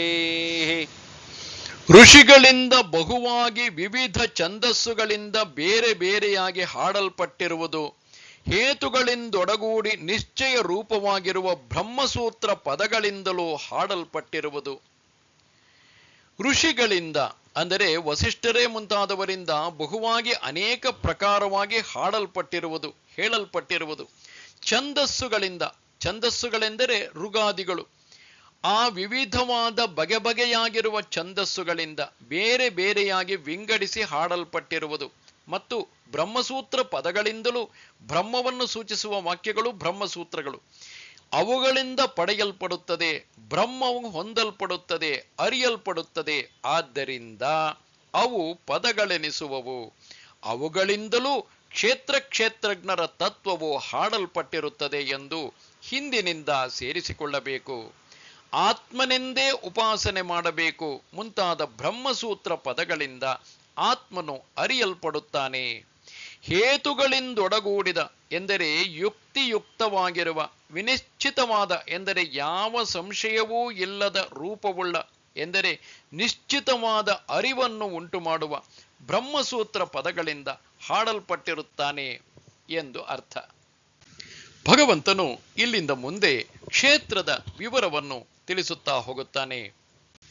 ಇನ್ನು ವಿಷಯದ ಸ್ತುತಿಯಿಂದ ಅದರ ಸವಿಹತ್ತಿಸಿ ಅದನ್ನು ಕೇಳಬೇಕೆಂದು ತನ್ನ ಕಡೆಗೆ ತಿರುಗಿರುವ ಅರ್ಜುನನನ್ನು, ಅಂದರೆ ಕ್ಷೇತ್ರದ ಕುರಿತು ತಿಳಿದುಕೊಳ್ಳಬೇಕೆಂದು ತನ್ನೆಡೆಗೆ ತಿರುಗಿರುವ ಅರ್ಜುನನನ್ನು ಕುರಿತು ಭಗವಂತನು ಈಗ ಹೀಗೆಂದು ಹೇಳುತ್ತಾನೆ. ಮಹಾಭೂತಾನ್ಯಹಂಕಾರ ಬುದ್ಧಿರವ್ಯಕ್ತಮೇವ ಚ ಇಂದ್ರಿಯಾಣಿ ದಶೈಕಂಚ ಪಂಚಚೇಂದ್ರಿಯ ಗೋಚರಾಃ. ಮಹಾಭೂತಗಳು, ಅಹಂಕಾರ, ಬುದ್ಧಿ, ಅವ್ಯಕ್ತ, ಇಂದ್ರಿಯಗಳು 10 ಮತ್ತು 1 ಮನಸ್ಸು, ಇಂದ್ರಿಯ ಗೋಚರಗಳು 5 ಜ್ಞಾನೇಂದ್ರಿಯಗಳು. ಮಹಾಭೂತಗಳು ಅಂದರೆ ಇವು ವಿಕಾರಗಳನ್ನೆಲ್ಲ ವ್ಯಾಪಿಸಿಕೊಂಡಿರುವುದರಿಂದ ಮಹತ್ತಾದವು ಮತ್ತು ಭೂತಗಳು. ಇವು ಸೂಕ್ಷ್ಮಭೂತಗಳೇ. ಸ್ಥೂಲ ಭೂತಗಳನ್ನಾದರೆ ಇಂದ್ರಿಯ ಗೋಚರ ಎಂಬ ಶಬ್ದದಿಂದ ಮುಂದೆ ಹೇಳಲಾಗುವುದು. ಅಹಂಕಾರ ಎಂಬುದು ಈ ಮಹಾಭೂತಗಳಿಗೆ ಕಾರಣವಾಗಿರುವ ನಾನು ಎಂಬ ಪ್ರತ್ಯಯದಿಂದ ತೋರತಕ್ಕದ್ದು. ಬುದ್ಧಿ ಎಂದರೆ ಅಹಂಕಾರಕ್ಕೆ ಕಾರಣವಾದ ನಿಶ್ಚಯ ರೂಪವಾದ ಪ್ರತ್ಯಯದಿಂದ ತೋರುವ ತತ್ವವು. ಅವ್ಯಕ್ತವು ಎಂದರೆ ಆ ಬುದ್ಧಿಗೆ ಕಾರಣವಾದ ತತ್ವವು. ಇದು ವ್ಯಕ್ತವಲ್ಲದ್ದರಿಂದ ಅವ್ಯಕ್ತವೆನಿಸುವುದು. ಅವ್ಯಾಕೃತವೆಂಬ ನನ್ನ ಮಾಯೆ ದಾಟಲು ಅಶಕ್ಯವಾದದ್ದು ಎಂದು ಹೇಳಿತ್ತಲ್ಲ, ಆ ಈಶ್ವರ ಶಕ್ತಿಯು. ಇಲ್ಲಿರುವ ಏವ ಎಂಬ ಮಾತು ಪ್ರಕೃತಿಯನ್ನು ನಿಶ್ಚಯಿಸಿ ಹೇಳುವುದಕ್ಕೆ ಬಂದಿದೆ. ಇದಿಷ್ಟೇ 8 ಬಗೆಯಾಗಿ ಬೇರೆ ಬೇರೆಯಾಗಿ ತೋರುವ ಪ್ರಕೃತಿಯು. ಚ ಶಬ್ದವು ಬೇರೆ ಬೇರೆಯಾಗಿ ಹೇಳಿದ ಮಹಾಭೂತಾದಿಗಳನ್ನು ಕೂಡಿಸುವುದಕ್ಕೆ. ಇಂದ್ರಿಯಗಳು 10 ಎಂದರೆ ಜ್ಞಾನವನ್ನುಂಟು ಮಾಡುವುದರಿಂದ ಜ್ಞಾನೇಂದ್ರಿಯಗಳೆನಿಸಿರುವ ಶ್ರೋತ್ರವೇ ಮುಂತಾದವು 5, ಕೆಲಸವನ್ನು ನೆರವೇರಿಸುವುದರಿಂದ ಕರ್ಮೇಂದ್ರಿಯಗಳೆನಿಸುವ ವಾಕ್ಕು ಪಾಣಿ ಮುಂತಾದವು 5, ಒಟ್ಟು ಇವು 10. ಮತ್ತು 1, ಅದು ಯಾವುದು? ಮನಸ್ಸು. ಸಂಕಲ್ಪವೇ ಮುಂತಾದ ರೂಪದ 11ನೇ ಇಂದ್ರಿಯವೇ ಮನಸ್ಸು. ಶಬ್ದವೇ ಮುಂತಾದ ಇಂದ್ರಿಯ ಗೋಚರಗಳಾದ ವಿಷಯಗಳು 5. ಇವೆಲ್ಲವನ್ನು ಸಾಂಖ್ಯರು ಒಟ್ಟು 24 ತತ್ವಗಳು ಎನ್ನುತ್ತಾರೆ. ಈಗ ವೈಶೇಷಿಕರು ಆತ್ಮನ ಗುಣಗಳೆಂದು ಹೇಳುತ್ತಾರಲ್ಲ, ಅವು ಕ್ಷೇತ್ರ ಧರ್ಮಗಳೇ, ಕ್ಷೇತ್ರಜ್ಞನ ಧರ್ಮಗಳಲ್ಲ ಎಂದು ಭಗವಂತನು ಹೇಳುತ್ತಾನೆ. ಇಚ್ಛಾದ್ವೇಷ ಸುಖಂ ದುಃಖಂ ಸಂಘಾತಶ್ಚೇತನಾಧೃತಿ ಏತತ್ ಕ್ಷೇತ್ರಂ ಸಮಾಸೇನ ಸವಿಕಾರಮುದಾಹೃತಂ. ಇಚ್ಛೆ, ದ್ವೇಷ, ಸುಖ, ದುಃಖ, ಸಂಘಾತ, ಚೇತನ, ಧೃತಿ ಇದೇ ಕ್ಷೇತ್ರವು. ಇದನ್ನು ಸವಿಕಾರವಾಗಿ ಸಮಾಸದಿಂದ ಹೇಳಿದ್ದಾಯಿತು. ಇಲ್ಲಿ ಇಚ್ಛೆ ಎಂದರೆ ಮೊದಲು ಯಾವ ಜಾತಿಯ ವಸ್ತು ಸುಖಕ್ಕೆ ಕಾರಣವೆಂದು ಅನುಭವಿಸಿದ್ದನೋ ಮತ್ತೆ ಅದೇ ಜಾತಿಯ ವಸ್ತುವನ್ನು ಕಂಡು ಸುಖಕ್ಕೆ ಕಾರಣವೆಂದು ಅದನ್ನು ತಿಳಿದುಕೊಳ್ಳಬೇಕೆಂದು ಬಯಸುತ್ತಾನಷ್ಟೇ. ಅಂಥ ಈ ಇಚ್ಛೆಯು ಅಂತಃಕರಣ ಧರ್ಮವು, ಜ್ಞೇಯವಾದ್ದರಿಂದ ಕ್ಷೇತ್ರವು. ಇದರಂತೆ ದ್ವೇಷವು ಯಾವ ಜಾತಿಯ ವಸ್ತುವು ದುಃಖಕ್ಕೆ ಕಾರಣವೆಂದು ಅನುಭವಿಸಿದ್ದನೋ ಮತ್ತೆ ಅದೇ ಜಾತಿಯ ವಸ್ತುವನ್ನು ಕಂಡು ಅದನ್ನು ಹಗೆ ಮಾಡುವನಷ್ಟೇ. ಅಂಥ ಈ ದ್ವೇಷವು ಜ್ಞೇಯವಾಗಿರುವುದರಿಂದ ಕ್ಷೇತ್ರವೇ. ಇದರಂತೆ ಸುಖವು ಎಂದರೆ ಅನುಕೂಲವಾದದ್ದು, ಪ್ರಸನ್ನವಾದ ಅಂತಃಕರಣ ರೂಪವಾದಂತಹ ಅನುಭವವು, ಅದು ಜ್ಞೇಯವಾದುದರಿಂದ ಇದು ಕ್ಷೇತ್ರವೇ. ದುಃಖವೆಂದರೆ ಪ್ರತಿಕೂಲ ರೂಪವಾದದ್ದು, ಅದೂ ಜ್ಞೇಯವಾಗಿರುವುದರಿಂದ ಅದು ಕ್ಷೇತ್ರವೇ. ಸಂಘಾತವು ಅಂದರೆ ದೇಹೇಂದ್ರಿಯಗಳು ಒಂದಾಗಿ ಸೇರಿದ ಗುಂಪು, ಅದರಲ್ಲಿ ಹೊರತೋರಿಕೊಳ್ಳುವ ಅಂತಃಕರಣ ವೃತ್ತಿಯು.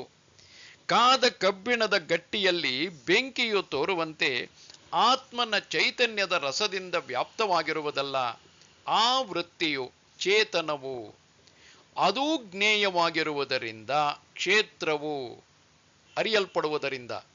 ಧೃತಿ ಯಾವುದರಿಂದ ಕುಸಿದು ಬಿದ್ದಿರುವ ದೇಹೇಂದ್ರಿಯಗಳು ಎತ್ತಿ ಹಿಡಿಯಲ್ಪಡುವವು, ಅದು ಜ್ಞೇಯವಾಗಿರುವುದರಿಂದ ಕ್ಷೇತ್ರವು.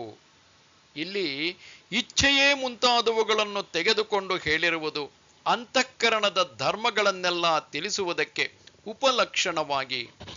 ಈಗ ಯಾವುದನ್ನು ಹೇಳಿದ್ದಾಯಿತೋ ಭಗವಂತನು ಅದನ್ನು ಉಪಸಂಹಾರ ಮಾಡುತ್ತಾನೆ. ಇದೇ ಕ್ಷೇತ್ರವು. ಸಂಕ್ಷೇಪವಾಗಿ ಇದನ್ನು ಸವಿಕಾರವಾಗಿ ಮಹತ್ವ ಮುಂತಾದ ಇತರ ವಿಕಾರಗಳೊಡನೆ ಹೇಳಿದ್ದಾಯಿತು, ತಿಳಿಸಿದ್ದಾಯಿತು.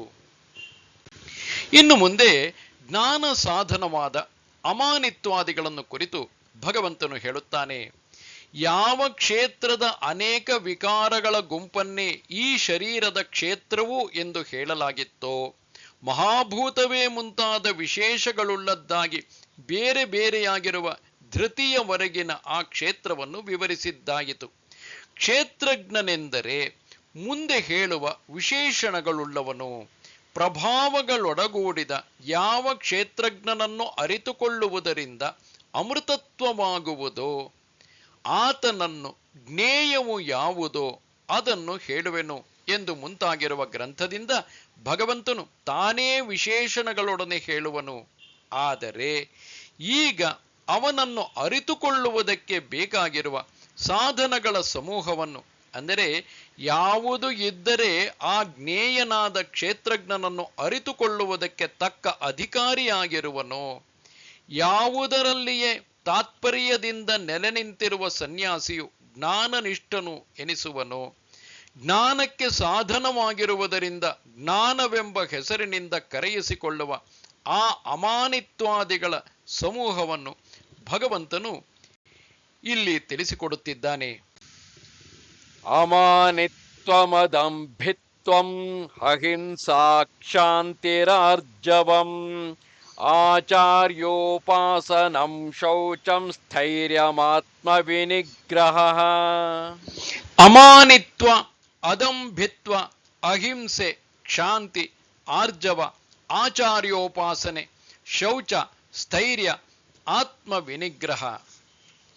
ಇಲ್ಲಿ ಅಮಾನಿತ್ವವು ಎಂದರೆ ಮಾನಿತ್ವ ಎಂದರೆ ಮಾನಿಯಾಗಿರುವುದು, ತನ್ನನ್ನು ತಾನೇ ಮೆಚ್ಚುವುದು. ಅದು ಇಲ್ಲದ್ದು, ತನ್ನನ್ನು ತಾನೇ ಮೆಚ್ಚುವಂತಹದ್ದು ಇಲ್ಲದ್ದು ಅಮಾನಿತ್ವವು. ಅದಂಭಿತ್ವವು, ದಂಭಿತ್ವವೆಂದರೆ ತನ್ನ ಧರ್ಮವನ್ನು ಪ್ರಕಟ ಮಾಡಿಕೊಳ್ಳುವುದು, ಅದಲ್ಲದ್ದು ಅದಂಭಿತ್ವವು. ಅಹಿಂಸೆ, ಹಿಂಸೆ ಮಾಡದಿರುವುದು, ಪ್ರಾಣಿಗಳಿಗೆ ತೊಂದರೆ ಮಾಡದಿರುವುದು. ಕ್ಷಾಂತಿ, ಮತ್ತೊಬ್ಬರು ತಪ್ಪು ಮಾಡಿದರೂ ಮನಸ್ಸಿನಲ್ಲಿ ವಿಕಾರವನ್ನು ಹೊಂದದಿರುವುದು. ಆರ್ಜವ, ರುಜುವಾಗಿರುವುದು, ಕೊಂಕು ನಡತೆ ಇಲ್ಲದೆ ಇರುವುದು. ಆಚಾರ್ಯೋಪಾಸನೆ, ಮೋಕ್ಷಕ್ಕೆ ಬೇಕಾದ ಸಾಧನವನ್ನು ಉಪದೇಶ ಮಾಡುವ ಆಚಾರ್ಯನನ್ನು ಶುಶ್ರೂಷೆಯೇ ಮುಂತಾದವುಗಳನ್ನು ಮಾಡುವುದರಿಂದ ಸೇವಿಸುವುದು. ಶೌಚವು, ಶರೀರದ ಮಲಗಳನ್ನು ಮಣ್ಣು ನೀರುಗಳಿಂದ ತೊಳೆದುಕೊಳ್ಳುವುದು ಮತ್ತು ಒಳಗೆ ಮನಸ್ಸಿನಲ್ಲಿರುವ ರಾಗವೇ ಮುಂತಾದ ಮಲಗಳನ್ನು ಪ್ರತಿಪಕ್ಷವನ್ನು ಭಾವನೆ ಮಾಡುವುದರಿಂದ ಹೋಗಲಾಡಿಸಿಕೊಳ್ಳುವುದು. ಸ್ಥೈರ್ಯವು, ಸ್ಥಿರವಾಗಿರುವುದು, ಮೋಕ್ಷ ಮಾರ್ಗದಲ್ಲಿಯೇ ನಡೆಯುವೆನೆಂದು ನಿಶ್ಚಯವನ್ನು ಮಾಡಿಕೊಂಡಿರುವುದು.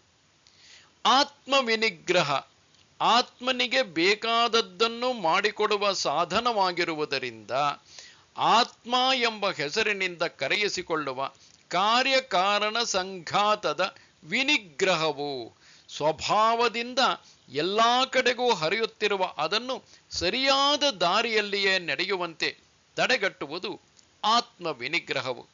ಸಹೃದಯರು, ಈ ಬಗ್ಗೆ ಹೆಚ್ಚನ್ನು ತಿಳಿದುಕೊಳ್ಳಬೇಕೆಂದರೆ ಭಗವದ್ಗೀತೆ ಕುರಿತಾದಂತಹ ಉಪನ್ಯಾಸಗಳ ಮತ್ತೊಂದು ಸರಣಿಯಿದೆ. ಆ ಸರಣಿಯಲ್ಲಿ ಸಚ್ಚಿದಾನಂದೇಂದ್ರ ಸ್ವಾಮಿಗಳು ಇಲ್ಲಿನ ಪ್ರತಿಯೊಂದು ವಿಷಯವನ್ನು ತೆಗೆದುಕೊಂಡು ಪ್ರತ್ಯೇಕವಾಗಿ ವಿಸ್ತಾರವಾದ ಉಪನ್ಯಾಸವನ್ನು ಕೊಟ್ಟಿರುತ್ತಾರೆ. ಅಲ್ಲಿ ತಾವು ಹೆಚ್ಚು ತಿಳಿದುಕೊಳ್ಳಬಹುದು. ಇನ್ನು ಮುಂದಿನ ಶ್ಲೋಕಕ್ಕೆ ಹೋಗೋಣ. ಇಂದ್ರಿಯಾರ್ಥೇಷು ವೈರಾಗ್ಯಂ ಅನಹಂಕಾರ ಏವ ಚ ಜನ್ಮ ಮೃತ್ಯುಜರಾ ವ್ಯಾಧಿ ದುಃಖ ದೋಷಾನುದರ್ಶನಂ. ಇಂದ್ರಿಯಾರ್ಥಗಳಲ್ಲಿ ವೈರಾಗ್ಯವು ಮತ್ತು ಅನಹಂಕಾರವೇ ಇರುವುದು, ಜನ್ಮ ಮೃತ್ಯು ಜರಾ ವ್ಯಾಧಿ ದುಃಖ ದೋಷಾನುದರ್ಶನವು. ಮತ್ತು ಇಂದ್ರಿಯಾರ್ಥಗಳಲ್ಲಿ ಶಬ್ದವೇ ಮುಂತಾದ ಈ ಲೋಕದ ಮತ್ತು ಪರಲೋಕದ ಭೋಗಗಳಲ್ಲಿ ರಾಗವಿಲ್ಲದೆ ಇರುವುದು ವೈರಾಗ್ಯವು ಮತ್ತು ಅನಹಂಕಾರವು. ಅನಹಂಕಾರವೆಂದರೆ ಅಹಂಕಾರವಿಲ್ಲದೆಯೇ ಇರುವುದು. ಜನ್ಮ ಮೃತ್ಯು ಜರಾ ವ್ಯಾಧಿ ದುಃಖ ದೋಷಾನುದರ್ಶನವು ಎಂದರೆ ಹುಟ್ಟು, ಸಾವು, ಮುಪ್ಪು, ರೋಗಗಳು ಮತ್ತು ದುಃಖಗಳು ಇವೇ ಜನ್ಮಾದಿಗಳು. ಈ ಹುಟ್ಟು ಮೊದಲಾಗಿ ದುಃಖದವರೆಗಿನವುಗಳಲ್ಲಿ ಒಂದೊಂದರಲ್ಲಿಯೂ ದೋಷವನ್ನು ಅನುದರ್ಶನ ಮಾಡುತ್ತಿರುವುದು. ಹುಟ್ಟಿನಲ್ಲಿ ಗರ್ಭದಲ್ಲಿರುವುದು, ಯೋನಿಯ ಮೂಲಕವಾಗಿ ಹೊರಕ್ಕೆ ಬರುವುದು ಎಂಬುದು ದೋಷವು. ಅದನ್ನು ಅನುದರ್ಶನ ಮಾಡುವುದು ಎಂದರೆ ಆಲೋಚಿಸುತ್ತಿರುವುದು. ಇದರಂತೆ ಸಾವಿನಲ್ಲಿ ದೋಷವನ್ನು ಅನುದರ್ಶನ ಮಾಡುವುದು. ಹೀಗೆಯೇ ಮುಪ್ಪಿನಲ್ಲಿ ಪ್ರಜ್ಞೆ, ಶಕ್ತಿ, ತೇಜಸ್ಸು ಇವುಗಳು ನಾಶವಾಗುವ ದೋಷವನ್ನು ಕಾಣುವುದು ಮತ್ತು ಇನ್ನೊಬ್ಬರ ತಿರಸ್ಕಾರ ಎಂದು ತಿಳಿಯುವುದು. ಹೀಗೆಯೇ ರೋಗಗಳಲ್ಲಿ, ತಲೆನೋವೇ ಮುಂತಾದವುಗಳಲ್ಲಿ ದೋಷಾನುದರ್ಶನವು. ಹಾಗೂ ದುಃಖಗಳಲ್ಲಿ ಎಂದರೆ ಅಧ್ಯಾತ್ಮ, ಅಧಿಭೂತ, ಅಧಿದೈವ ಎಂಬ ನಿಮಿತ್ತಗಳಿಂದ ಆಗುವ ದುಃಖಗಳಲ್ಲಿ ದೋಷಾನುದರ್ಶನವು. ಅಥವಾ ಜನ್ಮ ಮೃತ್ಯು ಎಂಬುದಕ್ಕೆ ಹೀಗೂ ಅರ್ಥವನ್ನು ಹೇಳಬಹುದು. ದುಃಖ ದೋಷ ಎಂದರೆ ದುಃಖಗಳ ರೂಪವಾಗಿಯೇ ಇರುವ ದೋಷವು. ಅದನ್ನು ಜನ್ಮಾದಿಗಳಲ್ಲಿ ಹಿಂದೆ ಹೇಳಿರುವಂತೆ ಆಲೋಚಿಸುತ್ತಿರುವುದು.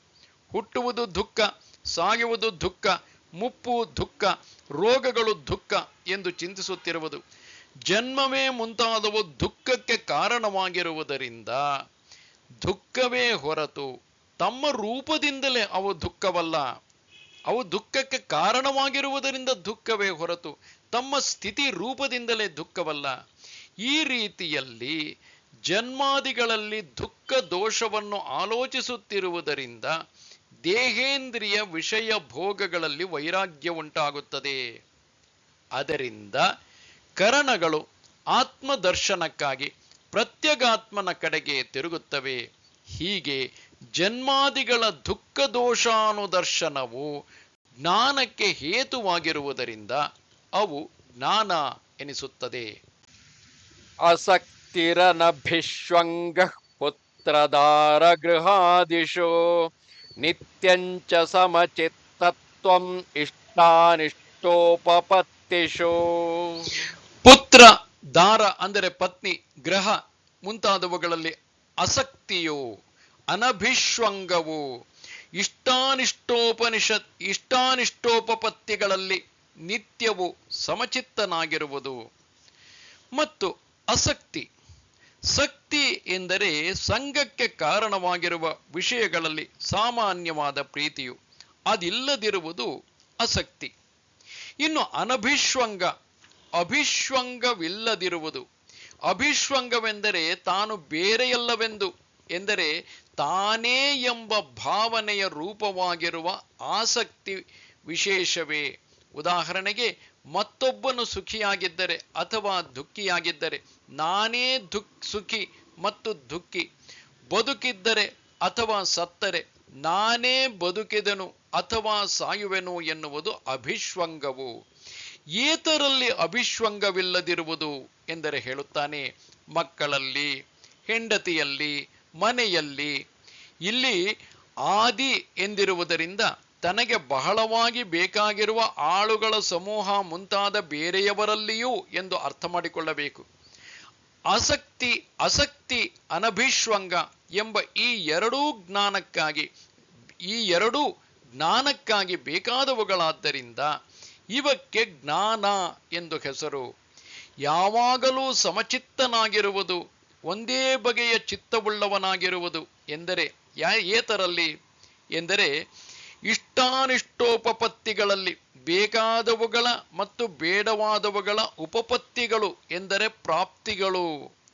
ಆ ಇಷ್ಟಾನಿಷ್ಟೋಪಪತ್ತಿಗಳಲ್ಲಿ ಯಾವಾಗಲೂ ಸಮಚಿತ್ತನಾಗಿರುವುದು. ಬೇಕಾದವುಗಳು ಬಂದೊದಗಿದರೆ ಒಬ್ಬುವುದಿಲ್ಲ, ಬೇಡವಾದವುಗಳು ಬಂದೊದಗಿದರೆ ಸಿಟ್ಟು ಮಾಡಿಕೊಳ್ಳುವುದಿಲ್ಲ. ಹೀಗಿರುವುದು. ಅಂಥ ಈ ಯಾವಾಗಲೂ ಸಮಚಿತ್ತನಾಗಿರುವುದು ಕೂಡ ಜ್ಞಾನವು. ಮಯಿ ಚಾನನ್ಯಯೋಗೇನ ಭಕ್ತಿರವ್ಯಭಿಚಾರಿಣಿ ವಿವಿಕ್ತ ದೇಶ ಸೇವಿತ್ವಂ ಅರತ್ಯರ್ಜನ ಸಂಸದಿ. ಮತ್ತು ನನ್ನಲ್ಲಿ ಅನನ್ಯ ಯೋಗದಿಂದ ಅವ್ಯಭಿಚಾರಿಯಾಗಿರುವ ಭಕ್ತಿಯು, ವಿವಿಕ್ತ ದೇಶ ಸೇವಿತ್ವವು, ಜನ ಸಂಸತ್ತಿನಲ್ಲಿ ಅರತಿಯು, ಮತ್ತು ಈಶ್ವರನಾದ ನನ್ನಲ್ಲಿ ಅನನ್ಯ ಯೋಗದಿಂದ ಅಂದರೆ ಬೇರೊಂದು ಕಡೆಯಲ್ಲಿ ಇಲ್ಲದ ಮನಸ್ಸಮಾಧಾನದಿಂದ ಭಗವಂತನಾದ ವಾಸುದೇವನಿಗಿಂತ ಹೆಚ್ಚಿನವನು ಮತ್ತೊಬ್ಬನು ಇಲ್ಲ. ಆದ್ದರಿಂದ ಆತನೇ ನಮಗೆ ಗತಿಯು ಎಂದೀ ಪರಿಯಲ್ಲಿ ನಿಶ್ಚಯಿಸಿರುವ ಅವ್ಯಭಿಚಾರಿಯಾದ ಬುದ್ಧಿಯು ಅನನ್ಯ ಯೋಗವು. ಅದರಿಂದ ಭಜಿಸುವುದು ಭಕ್ತಿಯು. ಅವ್ಯಭಿಚಾರಿಯಾದದ್ದು ಎಂದರೆ ಆತನಲ್ಲಿ ತಪ್ಪದೇ ಇರುವ ಸ್ವಭಾವದ್ದು. ಆ ಅವ್ಯಭಿಚಾರಿ ಭಕ್ತಿಯು ಜ್ಞಾನವೇ. ಇನ್ನು ವಿವಿಕ್ತ ದೇಶ ಸೇವಿತ್ವವು, ವಿವಿಕ್ತವಾದ ಅಂದರೆ ತಾನೇ ಆಗಲಿ ಸಂಸ್ಕಾರದಿಂದಲೇ ಆಗಲಿ ಅಶುಚಿಯೇ ಮುಂತಾದವುಗಳಿಂದಲೂ ಹಾವು ಹುಲಿ ಮುಂತಾದವುಗಳಿಂದಲೂ ಶೂನ್ಯವಾಗಿರುವ ಅರಣ್ಯ, ನದಿಯ ಮಳಲೊಟ್ಟಿಲು, ದೇವಾಲಯ ಮುಂತಾದವು ವಿವಿಕ್ತ ದೇಶವು. ಅದನ್ನು ಸೇವಿಸುವ ಸ್ವಭಾವವು ಈತನದು. ಆದ್ದರಿಂದ ವಿವಿಕ್ತ ದೇಶ ಸೇವಿಯು. ಅವನ ಭಾವವು ವಿವಿಕ್ತ ದೇಶ ಸೇವಿತ್ವವು ಅಂದರೆ ವಿವಿಕ್ತವಾಗಿರುವ ಸ್ಥಳಗಳಲ್ಲಿ ಚಿತ್ತವು ಪ್ರಸನ್ನವಾಗುತ್ತದೆಯಲ್ಲವೇ. ಅದರಿಂದ ಆತ್ಮನೇ ಮುಂತಾದದ್ದರ ಭಾವನೆಯು ವಿವಿಕ್ತ ದೇಶದಲ್ಲಿ ಬೇರೆ ಬೇರೆ ಪ್ರದೇಶಗಳಲ್ಲಿ ಉಂಟಾಗುತ್ತದೆ. ಆದ್ದರಿಂದ ವಿವಿಕ್ತ ದೇಶ ಸೇವಿತ್ವವನ್ನು ಜ್ಞಾನವು ಎಂದು ಕರೆದಿದೆ. ಅರತಿ ಎಂದರೆ ರಮಿಸದೇ ಇರುವುದು. ಜನಸಂಸತ್ತಿನಲ್ಲಿ ಎಂದರೆ ಜನರ ಎಂದರೆ ಸಂಸ್ಕಾರ ಶೂನ್ಯರಾದ ವಿನೀತರಲ್ಲದ ಪ್ರಾಕೃತ ಜನರ ಸಂಸತ್ತು ಎಂದರೆ ಗುಂಪು. ಸಂಸ್ಕಾರವಂತರಾದ ವಿನೀತರ ಗುಂಪಲ್ಲ, ಸಜ್ಜನರ ಗುಂಪಲ್ಲ. ಏಕೆಂದರೆ ಅಂತಹ ಸಜ್ಜನರ ಗುಂಪು ಜ್ಞಾನಕ್ಕೆ ಉಪಕಾರವಾಗಿಯೇ ಇರುತ್ತದೆ. ಆದ್ದರಿಂದ ಪ್ರಾಕೃತ ಜನರ ಸಂಸತ್ತಿನಲ್ಲಿ ರತಿ ಇಲ್ಲದಿರುವುದು ಜ್ಞಾನವನ್ನು ಉಂಟು ಮಾಡುವುದಕ್ಕೆ ಇದು ಕಾರಣವಾದ್ದರಿಂದ ಅದು ಕೂಡ ಜ್ಞಾನವು. ಅಧ್ಯಾತ್ಮ ಜ್ಞಾನ ನಿತ್ಯತ್ವಂ ತತ್ವಜ್ಞಾನಾರ್ಥ ದರ್ಶನಂ ಏತಜ್ಞಾನಮಿತಿ ಪ್ರೋಕ್ತಂ ಅಜ್ಞಾನಂ ಯದತೋನ್ಯಥಾ. ಅಧ್ಯಾತ್ಮ ಜ್ಞಾನದಲ್ಲಿ ನಿತ್ಯವಾಗಿರುವುದು ತತ್ವಜ್ಞಾನಾರ್ಥ ದರ್ಶನವು ಇದು ಜ್ಞಾನವೆಂದು ಹೇಳಲ್ಪಟ್ಟಿರುವುದು.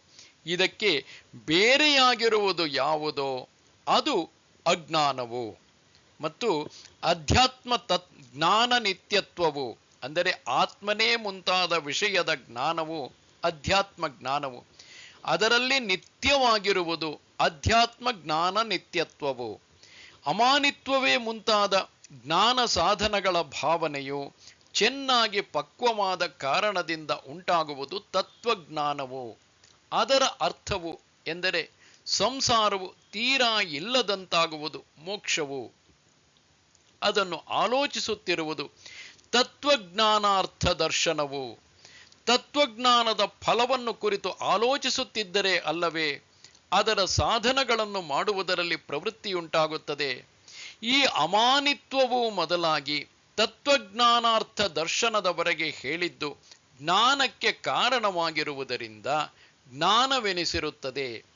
ಇದಕ್ಕಿಂತ ಮೇಲೆ ಹೇಳಿದ ಅಂದರೆ ಇದಕ್ಕಿಂತ ಬೇರೆಯಾಗಿ ಇದಕ್ಕೆ ವಿರುದ್ಧವಾಗಿರುವುದಿದೆಯಲ್ಲ ಅದು ಅಜ್ಞಾನವು. ಅಂದರೆ ಮಾನಿತ್ವ, ದಂಭಿತ್ವ, ಹಿಂಸೆ, ಅಕ್ಷಾಂತಿ, ಅನಾರ್ಜವ ಮುಂತಾದದ್ದೆಲ್ಲವೂ ಸಂಸಾರವು ಮುಂದೆ ಸಾಗುವುದಕ್ಕೆ, ಸಂಸಾರಕ್ಕೆ ಅಂಟಿಕೊಳ್ಳುವುದಕ್ಕೆ ಕಾರಣವಾಗಿರುವುದರಿಂದ ಅಜ್ಞಾನವು. ಈ ಕಾರಣದಿಂದ ಅದನ್ನು ಬಿಡುವುದಾಗಿ ತಿಳಿದುಕೊಳ್ಳಬೇಕು. ಈಗ ಜ್ಞೇಯವಾದ ಬ್ರಹ್ಮನ ಕುರಿತು ಭಗವಂತನು ಹೇಳುತ್ತಾನೆ. ಈ ಹಿಂದೆ ಹೇಳಿದಂತಹ ಅದಂಭಿತ್ವ, ಅಹಿಂಸೆ, ಅಕ್ಷಾಂತಿ ಈ ರೀತಿಯಾದ ಗುಣಗಳಿಂದ ಮೇಲೆ ಹೇಳಿದ ಅದರಿಂದ ಅರಿತುಕೊಳ್ಳಬೇಕಾದದ್ದು ಜ್ಞಾನವೆಂದು ಈವರೆಗೆ ಹಿಂದಿನ ಒಂದೆರಡು ಶ್ಲೋಕಗಳಲ್ಲಿ ಏನು ಹೇಳಲಾಯಿತೋ ಅಂತಹ ಜ್ಞಾನದಿಂದ ಅರಿತುಕೊಳ್ಳಬೇಕಾದದ್ದು ಯಾವುದು ಎಂಬ ಶಂಕೆ ಬಂದರೆ ಅದಕ್ಕೆ ಭಗವಂತನು ಜ್ಞೇಯಂ ಯತ್ ತತ್ ಎಂದು ಮುಂತಾಗಿ ಹೇಳಿರುತ್ತಾನೆ. ಇಲ್ಲಿ ಆಕ್ಷೇಪವೆಂದರೆ ಅಮಾನಿತ್ವವೇ ಮುಂತಾದವು ಯಮಗಳು ಮತ್ತು ನಿಯಮಗಳು, ಅವುಗಳಿಂದ ಜ್ಞೇಯವನ್ನು ಅರಿತುಕೊಳ್ಳುವುದಕ್ಕೆ ಆಗುವುದಿಲ್ಲ. ಅಮಾನಿತ್ವವೇ ಮುಂತಾದದ್ದು ಯಾವುದೊಂದು ವಸ್ತುವನ್ನು ಗೊತ್ತುಪಡಿಸಿ ತಿಳಿಸುವುದು ಕಂಡುಬರುವುದಿಲ್ಲವಲ್ಲ. ಇಂತಹದ್ದನ್ನೇ ತಿಳಿಯಬೇಕೆಂದು ಗೊತ್ತುಪಡಿಸಿ ತಿಳಿಸುವುದು ಕಂಡುಬರುವುದಿಲ್ಲವಲ್ಲ. ಎಲ್ಲಿ ನೋಡಿದರೂ ಯಾವ ಜ್ಞಾನವು ಯಾವ ವಿಷಯದ್ದೋ ಆ ಜ್ಞಾನವೇ ಆ ಜ್ಞೇಯವನ್ನು ಗೊತ್ತುಪಡಿಸುವುದು ಕಂಡುಬರುತ್ತದೆ. ಒಂದು ವಿಷಯದ ಜ್ಞಾನದಿಂದ ಮತ್ತೊಂದನ್ನು ಅರಿಯುವುದಕ್ಕೆ ಆಗುವುದೇ ಇಲ್ಲ. ಉದಾಹರಣೆಗೆ ಗಡಿಗೆಯ ವಿಷಯದ ಜ್ಞಾನದಿಂದ ಬೆಂಕಿಯನ್ನು ಅರಿಯುವುದು ಆಗುವುದಿಲ್ಲವಲ್ಲ ಎಂದರೆ ಇದಕ್ಕೆ ಪರಿಹಾರ ಇದೇನು ತಪ್ಪಲ್ಲ. ಏಕೆಂದರೆ ಜ್ಞಾನಕ್ಕೆ ಕಾರಣವಾಗಿರುವುದರಿಂದ, ಅವೇ ಜ್ಞಾನವೆಂದು ಹೇಳುತ್ತಿಲ್ಲ, ಜ್ಞಾನಕ್ಕೆ ಕಾರಣವಾಗಿರುವುದರಿಂದ ಅಮಾನಿತ್ವವೇ ಮುಂತಾದ ಸಾಧನ ಗಣವು ಜ್ಞಾನವೆನಿಸಿಕೊಂಡಿರುತ್ತದೆ ಎಂದು ನಾವು ಹೇಳಿಯೇ ಇರುತ್ತೇವೆ. ಅಂದರೆ ಜ್ಞಾನಕ್ಕೆ ಸಹಕಾರಿ ಕಾರಣವಾಗಿರುವುದರಿಂದಲೂ ಇದು ಜ್ಞಾನವೆನಿಸುತ್ತದೆ. ಜ್ಞೇಯಂ ಪ್ರವಕ್ಷ್ಯಾಮಿ ಯಜ್ಞಾತ್ವಾಮೃತಮಶ್ನುತೆ ಅನಾದಿಮತ್ಪರಂ ಬ್ರಹ್ಮ ನ ಸತ್ತನ್ನಾಸದುಚ್ಯತೆ. ಯಾವುದು ಜ್ಞೇಯವೋ ಅದನ್ನು ಹೇಳುವೆನು, ಅದನ್ನು ಅರಿತುಕೊಂಡರೆ ಅಮೃತವನ್ನು ಹೊಂದುತ್ತಾನೆ. ಅದು ಯಾವುದೆಂದರೆ ಅನಾದಿಮತ್ತಾದ ಪರಬ್ರಹ್ಮವು. ಅದು ಸತ್ತೆನಿಸುವುದಿಲ್ಲ, ಅಸತ್ತೆನಿಸುವುದೂ ಇಲ್ಲ. ಅಂದರೆ ಯಾವುದು ಜ್ಞೇಯವೋ ಅರಿತುಕೊಳ್ಳತಕ್ಕದ್ದು ಅದನ್ನು ಪ್ರವಚನ ಮಾಡುವೆನು. ಎಂದರೆ ಚೆನ್ನಾಗಿ ಇದ್ದದ್ದು ಇದ್ದಂತೆ ಹೇಳುವೆನು. ಅದಕ್ಕೆ ಫಲವೇನು ಎಂದು ತಿಳಿಸಿ ಸವಿ ಹುಟ್ಟಿಸುವುದರಿಂದ ಕೇಳುತ್ತಿರುವ ಅರ್ಜುನನನ್ನು ತನ್ನ ಕಡೆಗೆ ತಿರುಗಿಸಿಕೊಳ್ಳುವುದಕ್ಕಾಗಿ ಭಗವಂತನು ಹೀಗೆಂದು ಹೇಳುತ್ತಾನೆ. ಆ ಜ್ಞೇಯವನ್ನು ಅರಿತುಕೊಂಡರೆ ಅಮೃತವನ್ನು ಹೊಂದುತ್ತಾನೆ, ಎಂದರೆ ಅಮೃತತ್ವವನ್ನು ಹೊಂದುತ್ತಾನೆ, ಮತ್ತೆ ಸಾಯುವುದಿಲ್ಲ ಎಂದರ್ಥ. ಅನಾದಿಮತ್ ಎಂಬಲ್ಲಿ ಅನಾದಿಮತ್ತೆಂದರೆ ಆದಿಯುಳ್ಳದ್ದು, ಆದಿಮತ್ತಲ್ಲದ್ದು, ಆದಿ ಇಲ್ಲದ್ದು. ಆದಿಮತ್ತೆಂದರೆ ಆದಿಯುಳ್ಳದ್ದು, ಆದಿಮತ್ತಲ್ಲದ್ದು ಅನಾದಿಮತ್ತು. ಅದು ಯಾವುದು ಎಂದರೆ ಪರವಾದ ಮಿಗಿಲಿಲ್ಲದ ಬ್ರಹ್ಮವು ಜ್ಞೇಯವೆಂದು ಹೇಳುವುದಕ್ಕೆ ಪ್ರಾರಂಭಿಸಿದೆಯಲ್ಲ ಅದು. ಇಲ್ಲಿ ಕೆಲವರು ಅನಾದಿ ಮತ್ಪರಮಂ ಎಂದು ಪದಚ್ಛೇದವನ್ನು ಮಾಡುತ್ತಾರೆ. ಬಹುವ್ರೀಹಿಯಿಂದ ಉಕ್ತವಾಗಿರುವ ಅರ್ಥವನ್ನೇ ಮತ್ತು ಉಳ್ಳ ಎಂಬ ಮತ್ ಪ್ರತ್ಯಯವು ಹೇಳಿದರೆ ಅದು ವ್ಯರ್ಥವಾಗುವುದು, ಅದು ಸರಿಯಾಗುವುದಿಲ್ಲ ಎಂಬುದು ಅವರ ಅಭಿಪ್ರಾಯವು. ಈ ಪದಚ್ಛೇದನವನ್ನು ಮಾಡುವುದರಲ್ಲಿ ಒಂದು ಹೆಚ್ಚಿನ ಅರ್ಥವೂ ಇರುವುದೆಂದು ಅವರು ತಿಳಿಸಿರುತ್ತಾರೆ. ನಾನು ವಾಸುದೇವನೆಂಬ ಹೆಸರಿನ ಪರಶಕ್ತಿಯು ಯಾವುದಕ್ಕಿರುವುದೋ ಅದು ಮತ್ಪರವು. ಹೀಗೆ ಬ್ರಹ್ಮವು ಅನಾದಿಯೂ ಮತ್ಪರವೂ ಆಗಿರುತ್ತದೆ ಎಂದು ಅವರ ಆಶಯ. ನಿಜ, ಹೀಗೆ ಮಾಡಿದರೆ ಅರ್ಥವು ಹೊಂದುವುದಾಗಿದ್ದರೆ ಪುನರುಕ್ತಿ ದೋಷವಿಲ್ಲವಾಗುತ್ತಿತ್ತು. ಆದರೆ ಅರ್ಥವು ಹೊಂದುವುದಿಲ್ಲ, ಏಕೆಂದರೆ ಬ್ರಹ್ಮಕ್ಕೆ ಯಾವ ವಿಶೇಷವೂ ಇಲ್ಲವೆಂದು ಹೇಳಿರುವುದರಿಂದಲೇ ಅದನ್ನು ತಿಳಿಸಬೇಕೆಂದು ಅದು ಸತ್ತೂ ಅಲ್ಲ ಅಸತ್ತೂ ಅಲ್ಲವೆನಿಸುತ್ತದೆ ಎಂದು ಹೇಳಿರುತ್ತದೆ. ಅಸಾಧಾರಣ ಶಕ್ತಿಯೊಂದು ಇರತಕ್ಕದ್ದೆಂದು ತಿಳಿಸುವುದು, ವಿಶೇಷವನ್ನು ಅಲ್ಲಗಳೆಯುವುದು, ಇವೆರಡು ಒಂದಕ್ಕೊಂದು ವಿರುದ್ಧವಾದದ್ದು. ಆದ್ದರಿಂದ ಇಲ್ಲಿ ಮತು ಪ್ರತ್ಯಯಕ್ಕೂ ಬಹುವ್ರೀಹಿಗೂ ಒಂದೇ ಅರ್ಥವಾದರೂ ಅದನ್ನು ಪ್ರಯೋಗಿಸಿರುವುದು ಶ್ಲೋಕಪಾದವನ್ನು ಪೂರ್ತಿ ಮಾಡುವುದಕ್ಕೆ ಎಂದು ತಿಳಿಯಬೇಕು. ಹೀಗೆ ಅಮೃತತ್ವವೆಂಬ ಫಲವುಳ್ಳ ಜ್ಞೇಯವನ್ನು ನಾನು ಹೇಳುತ್ತಿರುವೆನೆಂದು ಸವಿ ಹುಟ್ಟಿಸಿ ಅರ್ಜುನನನ್ನು ತನ್ನ ಕಡೆಗೆ ತಿರುಗಿಸಿಕೊಂಡು ಈಗ ಭಗವಂತನು ಹೇಳುತ್ತಾನೆ, ಆ ಜ್ಞೇಯವು ಸತ್ಯನಿಸುವುದಿಲ್ಲ, ಅದು ಅಸತ್ಯನಿಸುವುದೂ ಇಲ್ಲ. ಇಲ್ಲಿ ಆಕ್ಷೇಪವೆಂದರೆ, ದೊಡ್ಡದಾಗಿ ಸೊಂಟವನ್ನು ಕಟ್ಟಿಕೊಂಡು ಜ್ಞೇಯವನ್ನು ಹೇಳುವೆನು ಎಂದು ಗಟ್ಟಿಯಾಗಿ ಕೂಗಿ ಸಾರಿದ ಬಳಿಕ ಅದು ಸತ್ಯನಿಸುವುದೂ ಇಲ್ಲ ಅಸತ್ಯನಿಸುವುದೂ ಇಲ್ಲ ಎಂದು ಹೇಳಿದ್ದು ಹೊಂದಿಕೆಯಾಗಲಿಲ್ಲವಲ್ಲ ಎಂದರೆ ಇದಕ್ಕೆ ಪರಿಹಾರ ಹಾಗಲ್ಲ, ಹೊಂದಿಕೆಯಾಗಿಯೇ ಹೇಳಿರುತ್ತದೆ. ಹೇಗೆಂದರೆ ಉಪನಿಷತ್ತುಗಳಲ್ಲೆಲ್ಲ ಅದಲ್ಲ ಅದಲ್ಲ, ಸ್ಥೂಲವಲ್ಲ, ಅಣುವಲ್ಲ ಎಂದು ಮುಂತಾಗಿ ವಿಶೇಷಗಳನ್ನು ಅಲ್ಲಗಳೆದೇ ಜ್ಞೇಯವಾದ ಬ್ರಹ್ಮವನ್ನು ತಿಳಿಸಿದೆಯೇ ಹೊರತು ಅದು ಇಂಥದ್ದು ಎಂದು ತಿಳಿಸಿರುವುದಿಲ್ಲ. ಏಕೆಂದರೆ ಅದು ಮಾತಿಗೆ ವಿಷಯವಾಗಿರುವುದಿಲ್ಲ. ಈಗ ಬ್ರಹ್ಮವು ಇದೆ ಅಥವಾ ಇಲ್ಲ ಎಂಬ ಶಬ್ದಗಳಿಗೆ ವಿಷಯವಲ್ಲ ಎಂಬುದನ್ನು ನಿರೂಪಿಸುತ್ತಿರುವರು. ಇಲ್ಲಿ ಆಕ್ಷೇಪವೆಂದರೆ, ಯಾವ ವಸ್ತುವನ್ನು ಇದೆ ಎಂಬ ಮಾತಿನಿಂದ ಹೇಳುವುದಕ್ಕಾಗುವುದೋ ಅದು ಇರುತ್ತದೆ, ಹಾಗಿಲ್ಲದೆ ಅದನ್ನು ಇದೆ ಎಂಬ ಮಾತಿನಿಂದ ಹೇಳುವುದಕ್ಕೆ ಆಗುವುದಿಲ್ಲವಾದರೆ ಅದು ಇರುವುದಿಲ್ಲ. ಜ್ಞೇಯವಾದ ಬ್ರಹ್ಮವು ಇದ್ದು ಇದೆ ಎಂಬ ಮಾತಿನಿಂದ ಅದನ್ನು ಹೇಳುವುದಕ್ಕೆ ಬರುವುದು ಎಂಬುದು ವಿರುದ್ಧವಲ್ಲವೇ? ಇದಕ್ಕೆ ಪರಿಹಾರವೆಂದರೆ, ಮೊದಲನೆಯದಾಗಿ ಅದು ಇಲ್ಲ ಎನ್ನುವ ಹಾಗೇ ಇಲ್ಲ, ಏಕೆಂದರೆ ಅದು ಇಲ್ಲ ಎಂಬ ಬುದ್ಧಿಗೆ ವಿಷಯವಾಗಿರುವುದಿಲ್ಲ. ಆಕ್ಷೇಪವೆಂದರೆ, ಅರಿವುಗಳೆಲ್ಲ ಇದೆ ಎಂಬ ಬುದ್ಧಿಯಿಂದಾಗಲಿ ಇಲ್ಲವೆಂಬ ಬುದ್ಧಿಯಿಂದಾಗಲಿ ಕೂಡಿಕೊಂಡೇ ಇರುತ್ತವೆ. ಇಲ್ಲಿ ಹೀಗಿರುವಲ್ಲಿ ಈ ಜ್ಞೇಯವೂ ಕೂಡ ಇದೆ ಎಂಬ ಬುದ್ಧಿಯಿಂದ ಕೂಡಿದ ಅರಿವಿಗಾದರೂ ವಿಷಯವಾಗಿರಬೇಕು, ಇಲ್ಲ ಎಂಬ ಬುದ್ಧಿಯಿಂದ ಕೂಡಿದ ಅರಿವಿಗಾದರೂ ವಿಷಯವಾಗಿರಬೇಕು ಅಲ್ಲವೇ? ಇದಕ್ಕೆ ಪರಿಹಾರ ಅಲ್ಲ, ಏಕೆಂದರೆ ಅದು ಇಂದ್ರಿಯಗಳನ್ನು ಮೀರಿರುವುದರಿಂದ ಈ ಎರಡೂ ಬುದ್ಧಿಗಳಿಂದ, ಇದೆ ಅಥವಾ ಇಲ್ಲ ಎಂಬ ಎರಡೂ ಬುದ್ಧಿಗಳಿಂದ ಕೂಡಿರುವ ಅರಿವುಗಳಿಗೂ ಅದು ವಿಷಯವೇ ಅಲ್ಲ.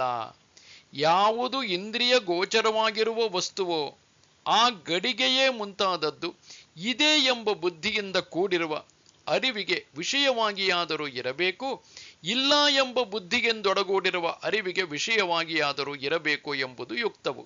ಆದರೆ ಈ ಜ್ಞೇಯವು ಅತೀಂದ್ರಿಯವಾಗಿರುವುದರಿಂದ ಶಬ್ದವೆಂಬ ಒಂದೇ ಪ್ರಮಾಣದಿಂದ ತಿಳಿಯ ಬರತಕ್ಕದ್ದಾದ್ದರಿಂದ ಇದು ಗಡಿಗೆಯೇ ಮುಂತಾದವುಗಳಂತೆ ಈ ಎರಡೂ ಬುದ್ಧಿಗಳಿಂದೊಡಗೂಡಿದ ಅರಿವುಗಳಿಗೂ ವಿಷಯವಲ್ಲ ಎಂಬುದೇ ಸರಿ. ಆದ್ದರಿಂದ ಅದು ಸತ್ತೂ ಅಲ್ಲ ಅಸತ್ತೂ ಅಲ್ಲ ಎಂದು ಹೇಳಿರುತ್ತದೆ. ಇನ್ನು ಅದು ಜ್ಞೇಯವು, ಅದು ಸತ್ತೆನಿಸುವುದಿಲ್ಲ ಮತ್ತು ಅಸತ್ತೆನಿಸುವುದಿಲ್ಲ ಎಂದು ವಿರುದ್ಧವಾಗಿ ಹೇಳಿದ್ದಾಗಿದೆ ಎಂದಿರಲ್ಲ. ನಿಜವಾಗಿ ಅದು ವಿರುದ್ಧವಲ್ಲ. ಏಕೆಂದರೆ ಅದು ಅರಿಯಲ್ಪಡುವುದಕ್ಕಿಂತಲೂ ಬೇರೆಯೇ ಮತ್ತು ಅರಿಯಲ್ಪಡದೇ ಇರುವುದಕ್ಕಿಂತಲೂ ಬೇರೆಯೇ ಎಂಬ ಶ್ರುತಿಯು ಅದಕ್ಕೆ ಪ್ರಮಾಣವಾಗಿದೆ. ಇಲ್ಲಿ ಆಕ್ಷೇಪವೆಂದರೆ ಈ ಶ್ರುತಿಯೂ ಕೂಡ ವಿರುದ್ಧವಾದ ವಿಷಯವನ್ನೇ ಹೇಳುತ್ತದೆ. ಯಜ್ಞಕ್ಕಾಗಿ ಶಾಲೆಯನ್ನು ನಿರ್ಮಿಸಿದ ಮೇಲೆ ಪರಲೋಕದಲ್ಲಿ ಸುಖವು ಇದೆಯೋ ಇಲ್ಲವೋ ಯಾರು ಬಲ್ಲರು ಎಂದು ವೇದವು ಹೇಗೆ ವಿರುದ್ಧವಾದುದನ್ನೇ ಹೇಳುವುದೋ ಹಾಗೆ ಅದಕ್ಕೆ ಪರಿಹಾರವೆಂದರೆ ಹಾಗಲ್ಲ. ಏಕೆಂದರೆ ಅರಿಯಲ್ಪಡುವುದು ಅರಿಯಲ್ಪಡದ್ದು ಎಂಬಿವಕ್ಕಿಂತ ಬ್ರಹ್ಮವು ಬೇರೆ ಎಂದು ಹೇಳುವ ಶ್ರುತಿಯು ಅವಶ್ಯವಾಗಿ ಅರಿತುಕೊಳ್ಳಬೇಕಾದ ವಿಷಯವನ್ನು ತಿಳಿಸುವುದರಲ್ಲಿ ತಾತ್ಪರ್ಯವುಳ್ಳದ್ದಾಗಿರುತ್ತದೆ.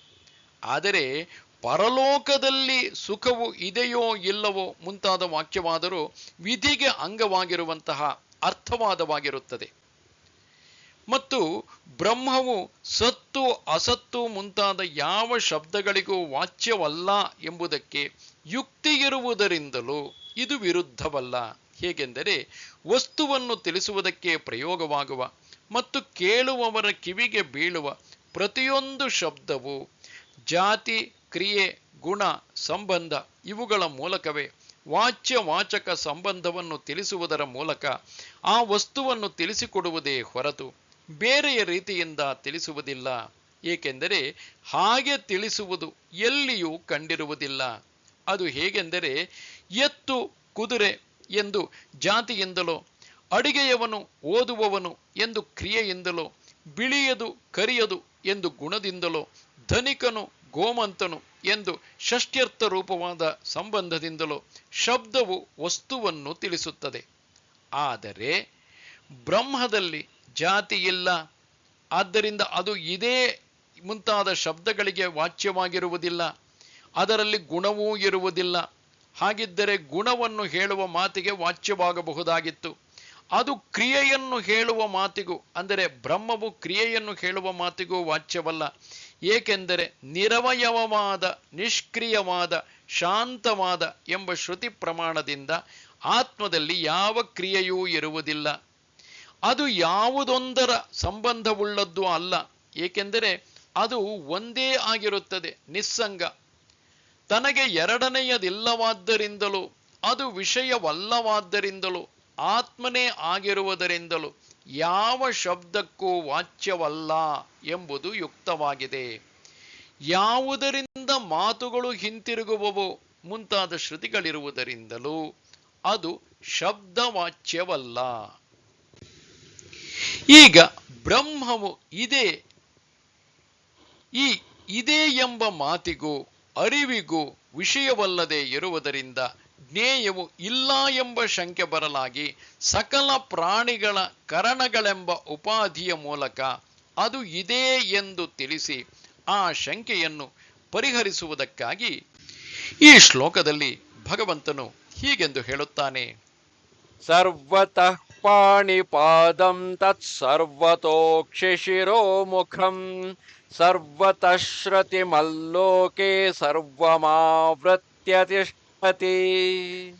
ಅದು ಸರ್ವತಃ ಪಾಣಿಪಾದವು, ಸರ್ವತೋಕ್ಷಿ ಶಿರೋಮುಖವು, ಸರ್ವತಃ ಶ್ರುತಿಯುಳ್ಳದ್ದು, ಲೋಕದಲ್ಲಿ ಎಲ್ಲವನ್ನೂ ಆವರಿಸಿಕೊಂಡಿರುತ್ತದೆ.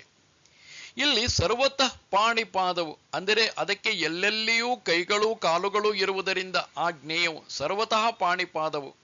ಸಕಲ ಪ್ರಾಣಿಗಳ ಕರಣಗಳೆಂಬ ಉಪಾಧಿಗಳಿಂದ ಕ್ಷೇತ್ರಜ್ಞನ ಇರುವಿಕೆಯು ತಿಳಿದು ಬರುತ್ತಿದೆ ಮತ್ತು ಕ್ಷೇತ್ರವೆಂಬ ಉಪಾಧಿಯಿಂದಲೇ ಅವನು ಕ್ಷೇತ್ರಜ್ಞನು ಎನಿಸಿಕೊಂಡಿರುತ್ತಾನೆ. ಕ್ಷೇತ್ರವೆಂಬುದು ಕೈಗಳು ಕಾಲುಗಳು ಮುಂತಾದವುಗಳಿಂದ ಅನೇಕ ಪ್ರಕಾರವಾಗಿ ಬೇರೆ ಬೇರೆಯಾಗಿರುತ್ತದೆ.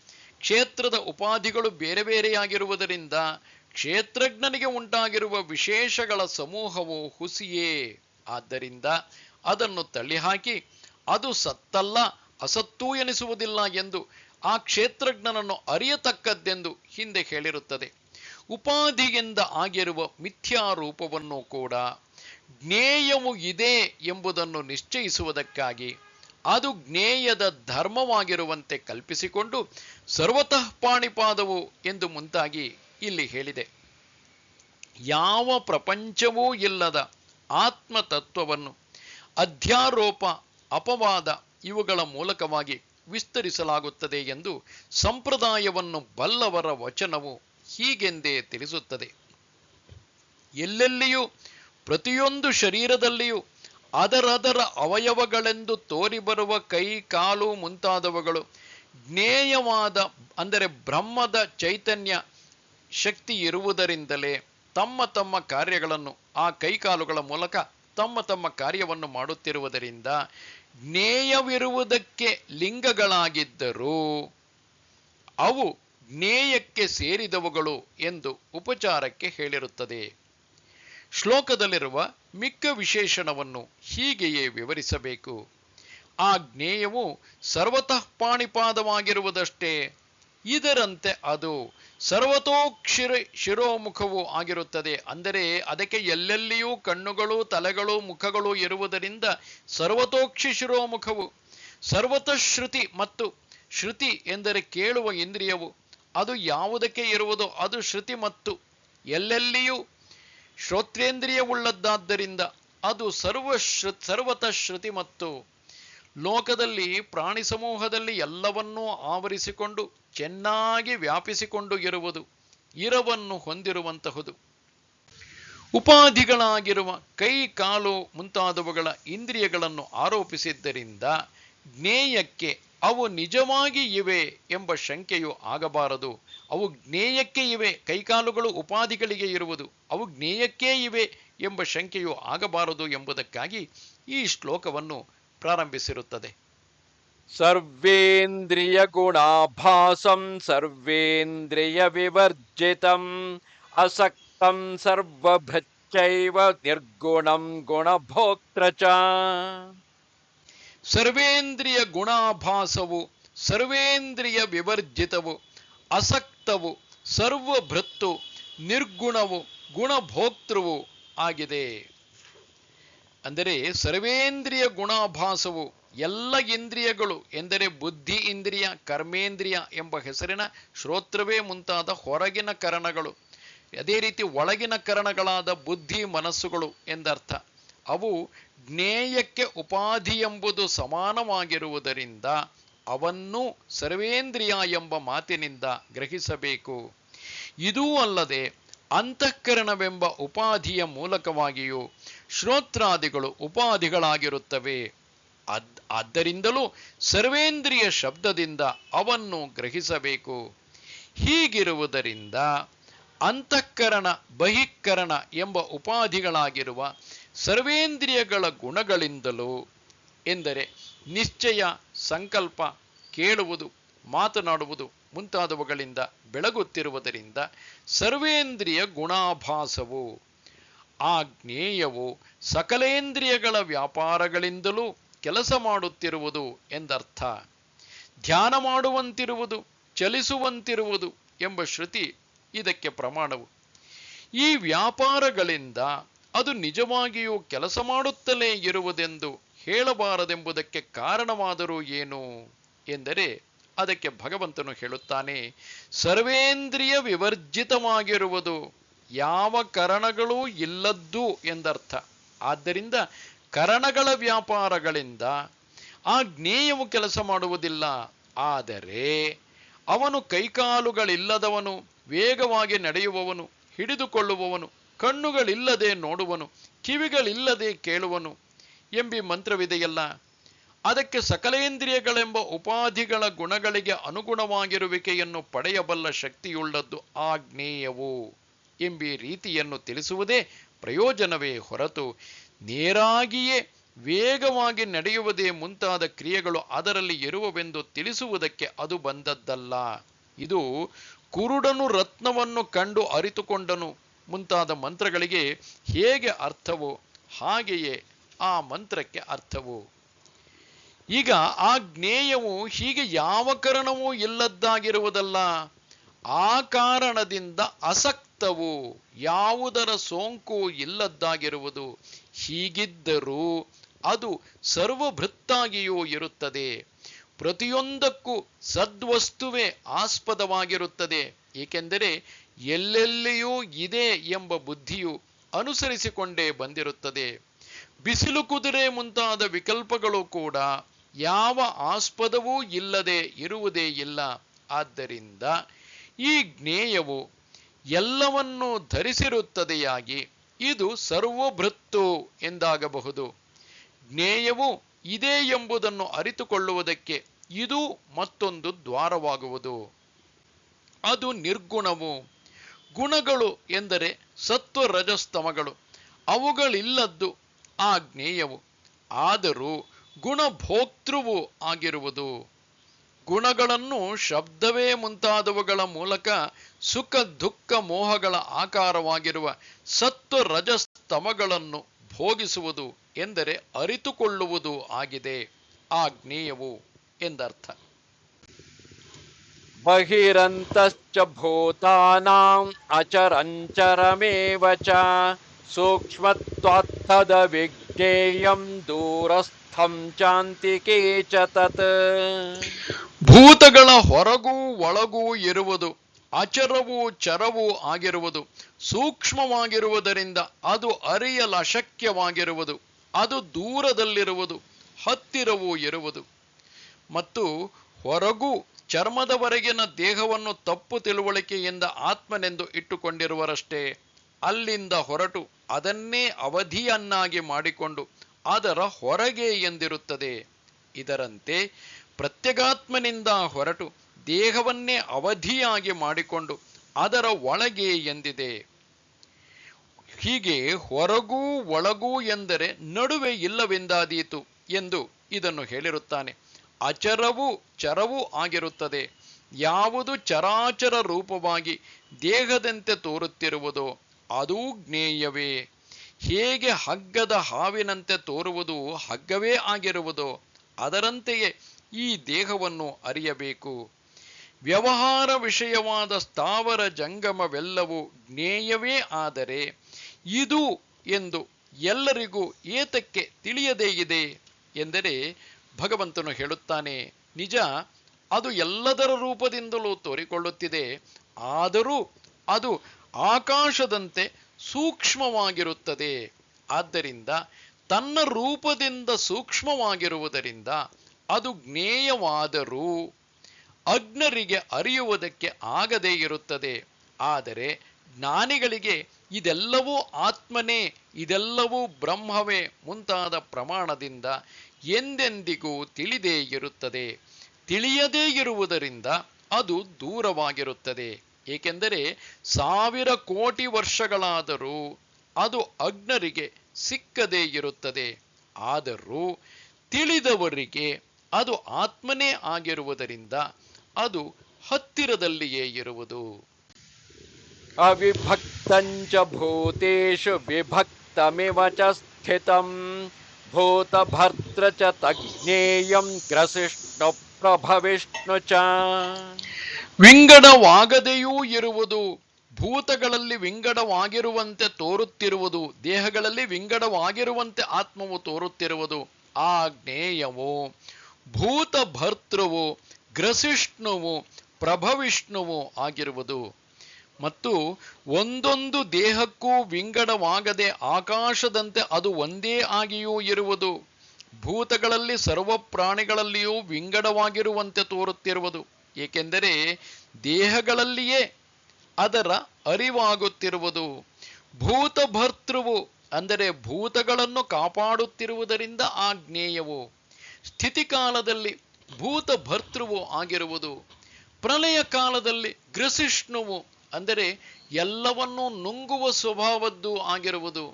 ಮತ್ತೆ ಸೃಷ್ಟಿಕಾಲದಲ್ಲಿ ಪ್ರಭವಿಷ್ಣುವು ಆಗಿರುವುದು. ಅಂದರೆ ಸುಳ್ಳಾಗಿ ಕಲ್ಪಿತವಾದ ಹಾವೇ ಮುಂತಾದದ್ದಕ್ಕೆ ಹೇಗೆ ಹಗ್ಗವೇ ಮುಂತಾದದ್ದು ಉಂಟು ಮಾಡುವ ಕಾರಣವೋ ಹಾಗೆ ಎಲ್ಲಕ್ಕೂ ಪ್ರಭವಿಷ್ಣುವು ಉಂಟು ಮಾಡುವ ಸ್ವಭಾವವುಳ್ಳ ಕಾರಣವೂ ಆಗಿರುವುದು. ಮತ್ತು ಆ ಜ್ಞೇಯವು ಎಲ್ಲೆಲ್ಲಿಯೂ ಇದ್ದುಕೊಂಡಿರುವುದಾಗಿದ್ದರೂ ಕಾಣಬರುವುದಿಲ್ಲವಾದರೆ ಆಗ ಅದು ಬರಿಯ ಕತ್ತಲೆಯಾಗಿರಬೇಕಲ್ಲವೇ ಎಂದರೆ ಹಾಗಲ್ಲ. ಮತ್ತೇನೆಂದರೆ ಜ್ಯೋತಿಷಾಮಪಿ ತಜ್ಜ್ಯೋತಿಃ ತಮಸಃ ಪರಮುಚ್ಯತೆ ಜ್ಞಾನಂ ಜ್ಞೇಯಂ ಜ್ಞಾನಗಮ್ಯಂ ಹೃದಯ ಸರ್ವಸ್ಯ ವಿಷ್ಠಿತಂ. ಅದು ಅಂದರೆ ಆ ಬ್ರಹ್ಮವು ಆತ್ಮವು ಜ್ಯೋತಿಗಳಿಗೂ ಜ್ಯೋತಿಯು ತಮಸ್ಸಿಗೆ ಆಚೆ ಎನಿಸಿರುವುದು ಜ್ಞಾನ ಜ್ಞೇಯ ಜ್ಞಾನಗಮ್ಯವೂ ಆಗಿರುತ್ತದೆ. ಪ್ರತಿಯೊಬ್ಬನ ಹೃದಯದಲ್ಲಿಯೂ ವಿಷ್ಠಿತವಾಗಿರುತ್ತದೆ. ಆ ಜ್ಞೇಯವು ಆದಿತ್ಯನೇ ಮುಂತಾದ ಜ್ಯೋತಿಗಳಿಗೂ ಜ್ಯೋತಿಯಾಗಿರುವುದು. ಆತ್ಮ ಚೈತನ್ಯದ ಬೆಳಕಿನಿಂದ ಹೊತ್ತಿಕೊಂಡೇ ಅಲ್ಲವೇ ಆದಿತ್ಯನೇ ಮುಂತಾದ ಜ್ಯೋತಿಗಳು ಬೆಳಗುತ್ತಿರುವವು. ಯಾವ ತೇಜಸ್ಸಿನಿಂದ ಹೊತ್ತಿಕೊಂಡು ಸೂರ್ಯನು ತಪಿಸುತ್ತಿರುವನೋ ಅದರ ಬೆಳಕಿನಿಂದ ಇದೆಲ್ಲವೂ ಬೆಳಗುತ್ತಿರುವುದು ಮುಂತಾದ ಶ್ರುತಿಗಳು ಇಲ್ಲಿಯೇ ಇರುವ ಆದಿತ್ಯನಲ್ಲಿರುವ ತೇಜಸ್ಸು ಯಾವುದೋ ಮುಂತಾದ ಸ್ಮೃತಿಯು ಇದಕ್ಕೆ ಆಧಾರವು. ತಮಸ್ಸಿಗಿಂತಲೂ ಎಂದರೆ ಅಜ್ಞಾನಕ್ಕಿಂತಲೂ ಅದು ಆಚೆ ಇರುವುದು, ಅದರ ಸೋಂಕಿಲ್ಲದ್ದು ಎನಿಸಿರುವುದು. ಜ್ಞಾನವೇ ಮುಂತಾದದ್ದನ್ನು ಸಂಪಾದಿಸುವುದು ಬಲು ಕಷ್ಟವೆಂದು ಬಗೆದು ಮನಸ್ಸಿನಲ್ಲಿ ಕುಗ್ಗು ಹೊಂದಿದ್ದ ಅರ್ಜುನನನ್ನು ಎತ್ತಿ ಹಿಡಿದು ಧೈರ್ಯವನ್ನು ಕೊಡುವುದಕ್ಕಾಗಿ ಭಗವಂತನು ಹೀಗೆನ್ನುತ್ತಿದ್ದಾನೆ. ಜ್ಞಾನವು ಎಂದರೆ ಅಮಾನಿತ್ವವೇ ಮುಂತಾದದ್ದು, ಜ್ಞೇಯವು ಎಂದರೆ ಯಾವುದು ಜ್ಞೇಯವೋ ಅದನ್ನು ಹೇಳುವೆನು ಎಂದು ಮುಂತಾಗಿ ಹೇಳಿದ. ಬ್ರಹ್ಮವು ಜ್ಞಾನಗಮ್ಯವು. ಈ ಜ್ಞೇಯವೇ ಅರಿಯಲ್ಪಟ್ಟದ್ದಾದರೆ ಜ್ಞಾನದ ಫಲವಾಗುವುದರಿಂದ ಅದು ಜ್ಞಾನಗಮ್ಯವು ಎನಿಸುತ್ತದೆ. ಆದರೆ ಇನ್ನೂ ಅರಿಯಬೇಕಾಗಿರುವಾಗ ಜ್ಞೇಯವು ತಿಳಿಯಲ್ಪಡಬೇಕಾದ್ದು ಎನಿಸುತ್ತದೆ. ಅಂಥ ಈ ಮೂರೂ ಪ್ರತಿಯೊಬ್ಬ ಜೀವನ ಎಲ್ಲ ಪ್ರಾಣಿ ರಾಶಿಗಳ ಹೃದಯದಲ್ಲಿಯೂ ಎಂದರೆ ಬುದ್ಧಿಯಲ್ಲಿಯೂ ವಿಷ್ಠಿತವಾಗಿರುತ್ತದೆ, ವಿಶೇಷ ರೂಪದಿಂದ ಇರುತ್ತದೆ. ಇಲ್ಲಿಯೇ ಅಲ್ಲವೇ ಆ ಮೂರು ಅಂದರೆ ಜ್ಞಾನ ಜ್ಞೇಯ ಹಾಗೂ ಕ್ಷೇತ್ರ, ಈ ಮೂರು ಕೂಡ ಅಥವಾ ಜ್ಞಾನವು ಜ್ಞೇಯವು ಮತ್ತು ಜ್ಞಾನಗಮ್ಯವು ಈ ಮೂರೂ ಕೂಡ ಬುದ್ಧಿಯಲ್ಲಿ ವಿಷ್ಠಿತವಾಗಿರುತ್ತದೆ, ವಿಶೇಷ ರೂಪದಿಂದ ಇರುತ್ತದೆ. ಇಲ್ಲಿಯೇ ಅಲ್ಲವೇ ಆ ಮೂರು ಅನುಭವಕ್ಕೆ ತೋರುತ್ತವೆ. ಈಗ ಕ್ಷೇತ್ರಾದಿಗಳ ಜ್ಞಾನವು ಈಶ್ವರ ಭಕ್ತನಿಗಾಗುವುದು. ಅಂದರೆ ಯಾರು ಭಗವಂತನ ಭಕ್ತನಾಗಿರುವನೋ ಅವನು ಮಾತ್ರ ಈ ಕ್ಷೇತ್ರಜ್ಞ ವಿಚಾರಗಳನ್ನು ಸರಿಯಾಗಿ ತಿಳಿದುಕೊಳ್ಳಬಲ್ಲನು ಎಂದು ಪರಮಾತ್ಮನು ಹೇಳುತ್ತಿದ್ದಾನೆ. ಇದುವರೆಗೆ ಹೇಳಿರುವ ವಿಷಯವನ್ನು ಉಪಸಂಹಾರ ಮಾಡುವುದಕ್ಕಾಗಿ ಈ ಶ್ಲೋಕವನ್ನು ಆರಂಭಿಸಿರುತ್ತದೆ. ಇತಿ ಕ್ಷೇತ್ರಂ ತಥಾ ಜ್ಞಾನಂ ಜ್ಞೇಯಂ ಚೋಕ್ತಂ ಸಮಾಸತಃ ಮದ್ಭಕ್ತಯೇ ತದ್ವಿಜ್ಞಾಯ ಮದ್ಭಾವಾಯೋಪಪದ್ಯತೆ. ಹೀಗೆ ಕ್ಷೇತ್ರವನ್ನು ಜ್ಞಾನವನ್ನು ಹಾಗೂ ಜ್ಞೇಯವನ್ನು ಸಮಾಸದಿಂದ ಹೇಳಿದ್ದಾಯಿತು. ಮದ್ಭಕ್ತನು ಇದನ್ನು ತಿಳಿದು ನನ್ನ ಭಾವವನ್ನು ಹೊಂದುವುದಕ್ಕೆ ತಕ್ಕವನಾಗುತ್ತಾನೆ. ಹೀಗೆ ಈ ರೀತಿಯಲ್ಲಿ ಮಹಾಭೂತಗಳಿಂದ ಮೊದಲಾಗಿ ಧೃತಿಯವರೆಗಿನ ಕ್ಷೇತ್ರವನ್ನು ಹಾಗೂ ಅಮಾನಿತ್ವವೂ ಮೊದಲಾಗಿ ತತ್ವಜ್ಞಾನಾರ್ಥ ದರ್ಶನದವರೆಗಿನ ಜ್ಞಾನವನ್ನು ಯಾವುದು ಜ್ಞೇಯವೋ ಅದು ಎಂದು ಮೊದಲಾಗಿ ತಮಸ್ಸಿನ ಆಚೆ ಇರುವುದು ಎನಿಸುವುದು ಆಚೆಯಿದೆ ಎನಿಸುವುದು ಎಂಬುವವರೆಗೆ ಜ್ಞೇಯವನ್ನು ಸಮಾಸವಾಗಿ ಸಂಕ್ಷೇಪವಾಗಿ ಹೇಳಿದ್ದಾಯಿತು. ಸಕಲ ವೇದಾರ್ಥವು ಗೀತಾರ್ಥವು ಇಷ್ಟೇ ಎಂದು ಒಟ್ಟುಗೂಡಿಸಿಯೂ ಹೇಳಿದ್ದಾಯಿತು. ಈ ಸಮ್ಯಕ್ ದರ್ಶನಕ್ಕೆ ಯಾವನು ಅಧಿಕಾರಿಯಾಗಿರುವನು ಎಂದರೆ ಭಗವಂತನು ಹೇಳುತ್ತಾನೆ, ಮದ್ಭಕ್ತನು ಈಶ್ವರನಾದ ಸರ್ವಜ್ಞನು ಪರಮ ಗುರುವೂ ಆದ ವಾಸುದೇವನೆಂಬ ನನ್ನಲ್ಲಿ ಸರ್ವಾತ್ಮ ಭಾವವನ್ನು ಸಮರ್ಪಿಸಿದವನಾಗಿ ಯಾವುದನ್ನು ಕಾಣುತ್ತಾನೋ, ಕೇಳುತ್ತಾನೋ ಅಥವಾ ಮುಟ್ಟುತ್ತಾನೋ ಅದೆಲ್ಲವೂ ಭಗವಂತನಾದ ವಾಸುದೇವನೇ ಎಂಬಿ ಬಗೆಯ ತಿಳುವಳಿಕೆಯು ತುಂಬಿರುವ ಬುದ್ಧಿಯುಳ್ಳವನು ಮದ್ಭಕ್ತನು. ಅವನು ಇದನ್ನು ಎಂದರೆ ಈ ಹಿಂದೆ ಹೇಳಿರುವ ಸಮ್ಯಕ್ ದರ್ಶನವನ್ನು ಅರಿತುಕೊಂಡು ಮದ್ಭಾವವನ್ನು ಹೊಂದುವುದಕ್ಕೆ, ಇಲ್ಲಿ ಮದ್ಭಾವವು ಎಂದರೆ ನನ್ನ ಭಾವವು, ಪರಮಾತ್ಮ ಭಾವವು, ಅಂತಹ ಮದ್ಭಾವಕ್ಕೆ ತಕ್ಕವನಾಗುತ್ತಾನೆ, ಅಂದರೆ ಮೋಕ್ಷವನ್ನು ಹೊಂದುತ್ತಾನೆ ಎಂದು ಅರ್ಥ. ನಮಸ್ತೆ ಶಾರದೆ ದೇವಿ ಕಾಶ್ಮೀರ ಪುರವಾಸಿನಿ ತ್ವಾಮಹಂ ಪ್ರಾರ್ಥೆಯೇ ನಿತ್ಯಂ ವಿದ್ಯಾದಾನಂಚ ದೇಹಿಮೆ. ನಮಸ್ಕಾರ.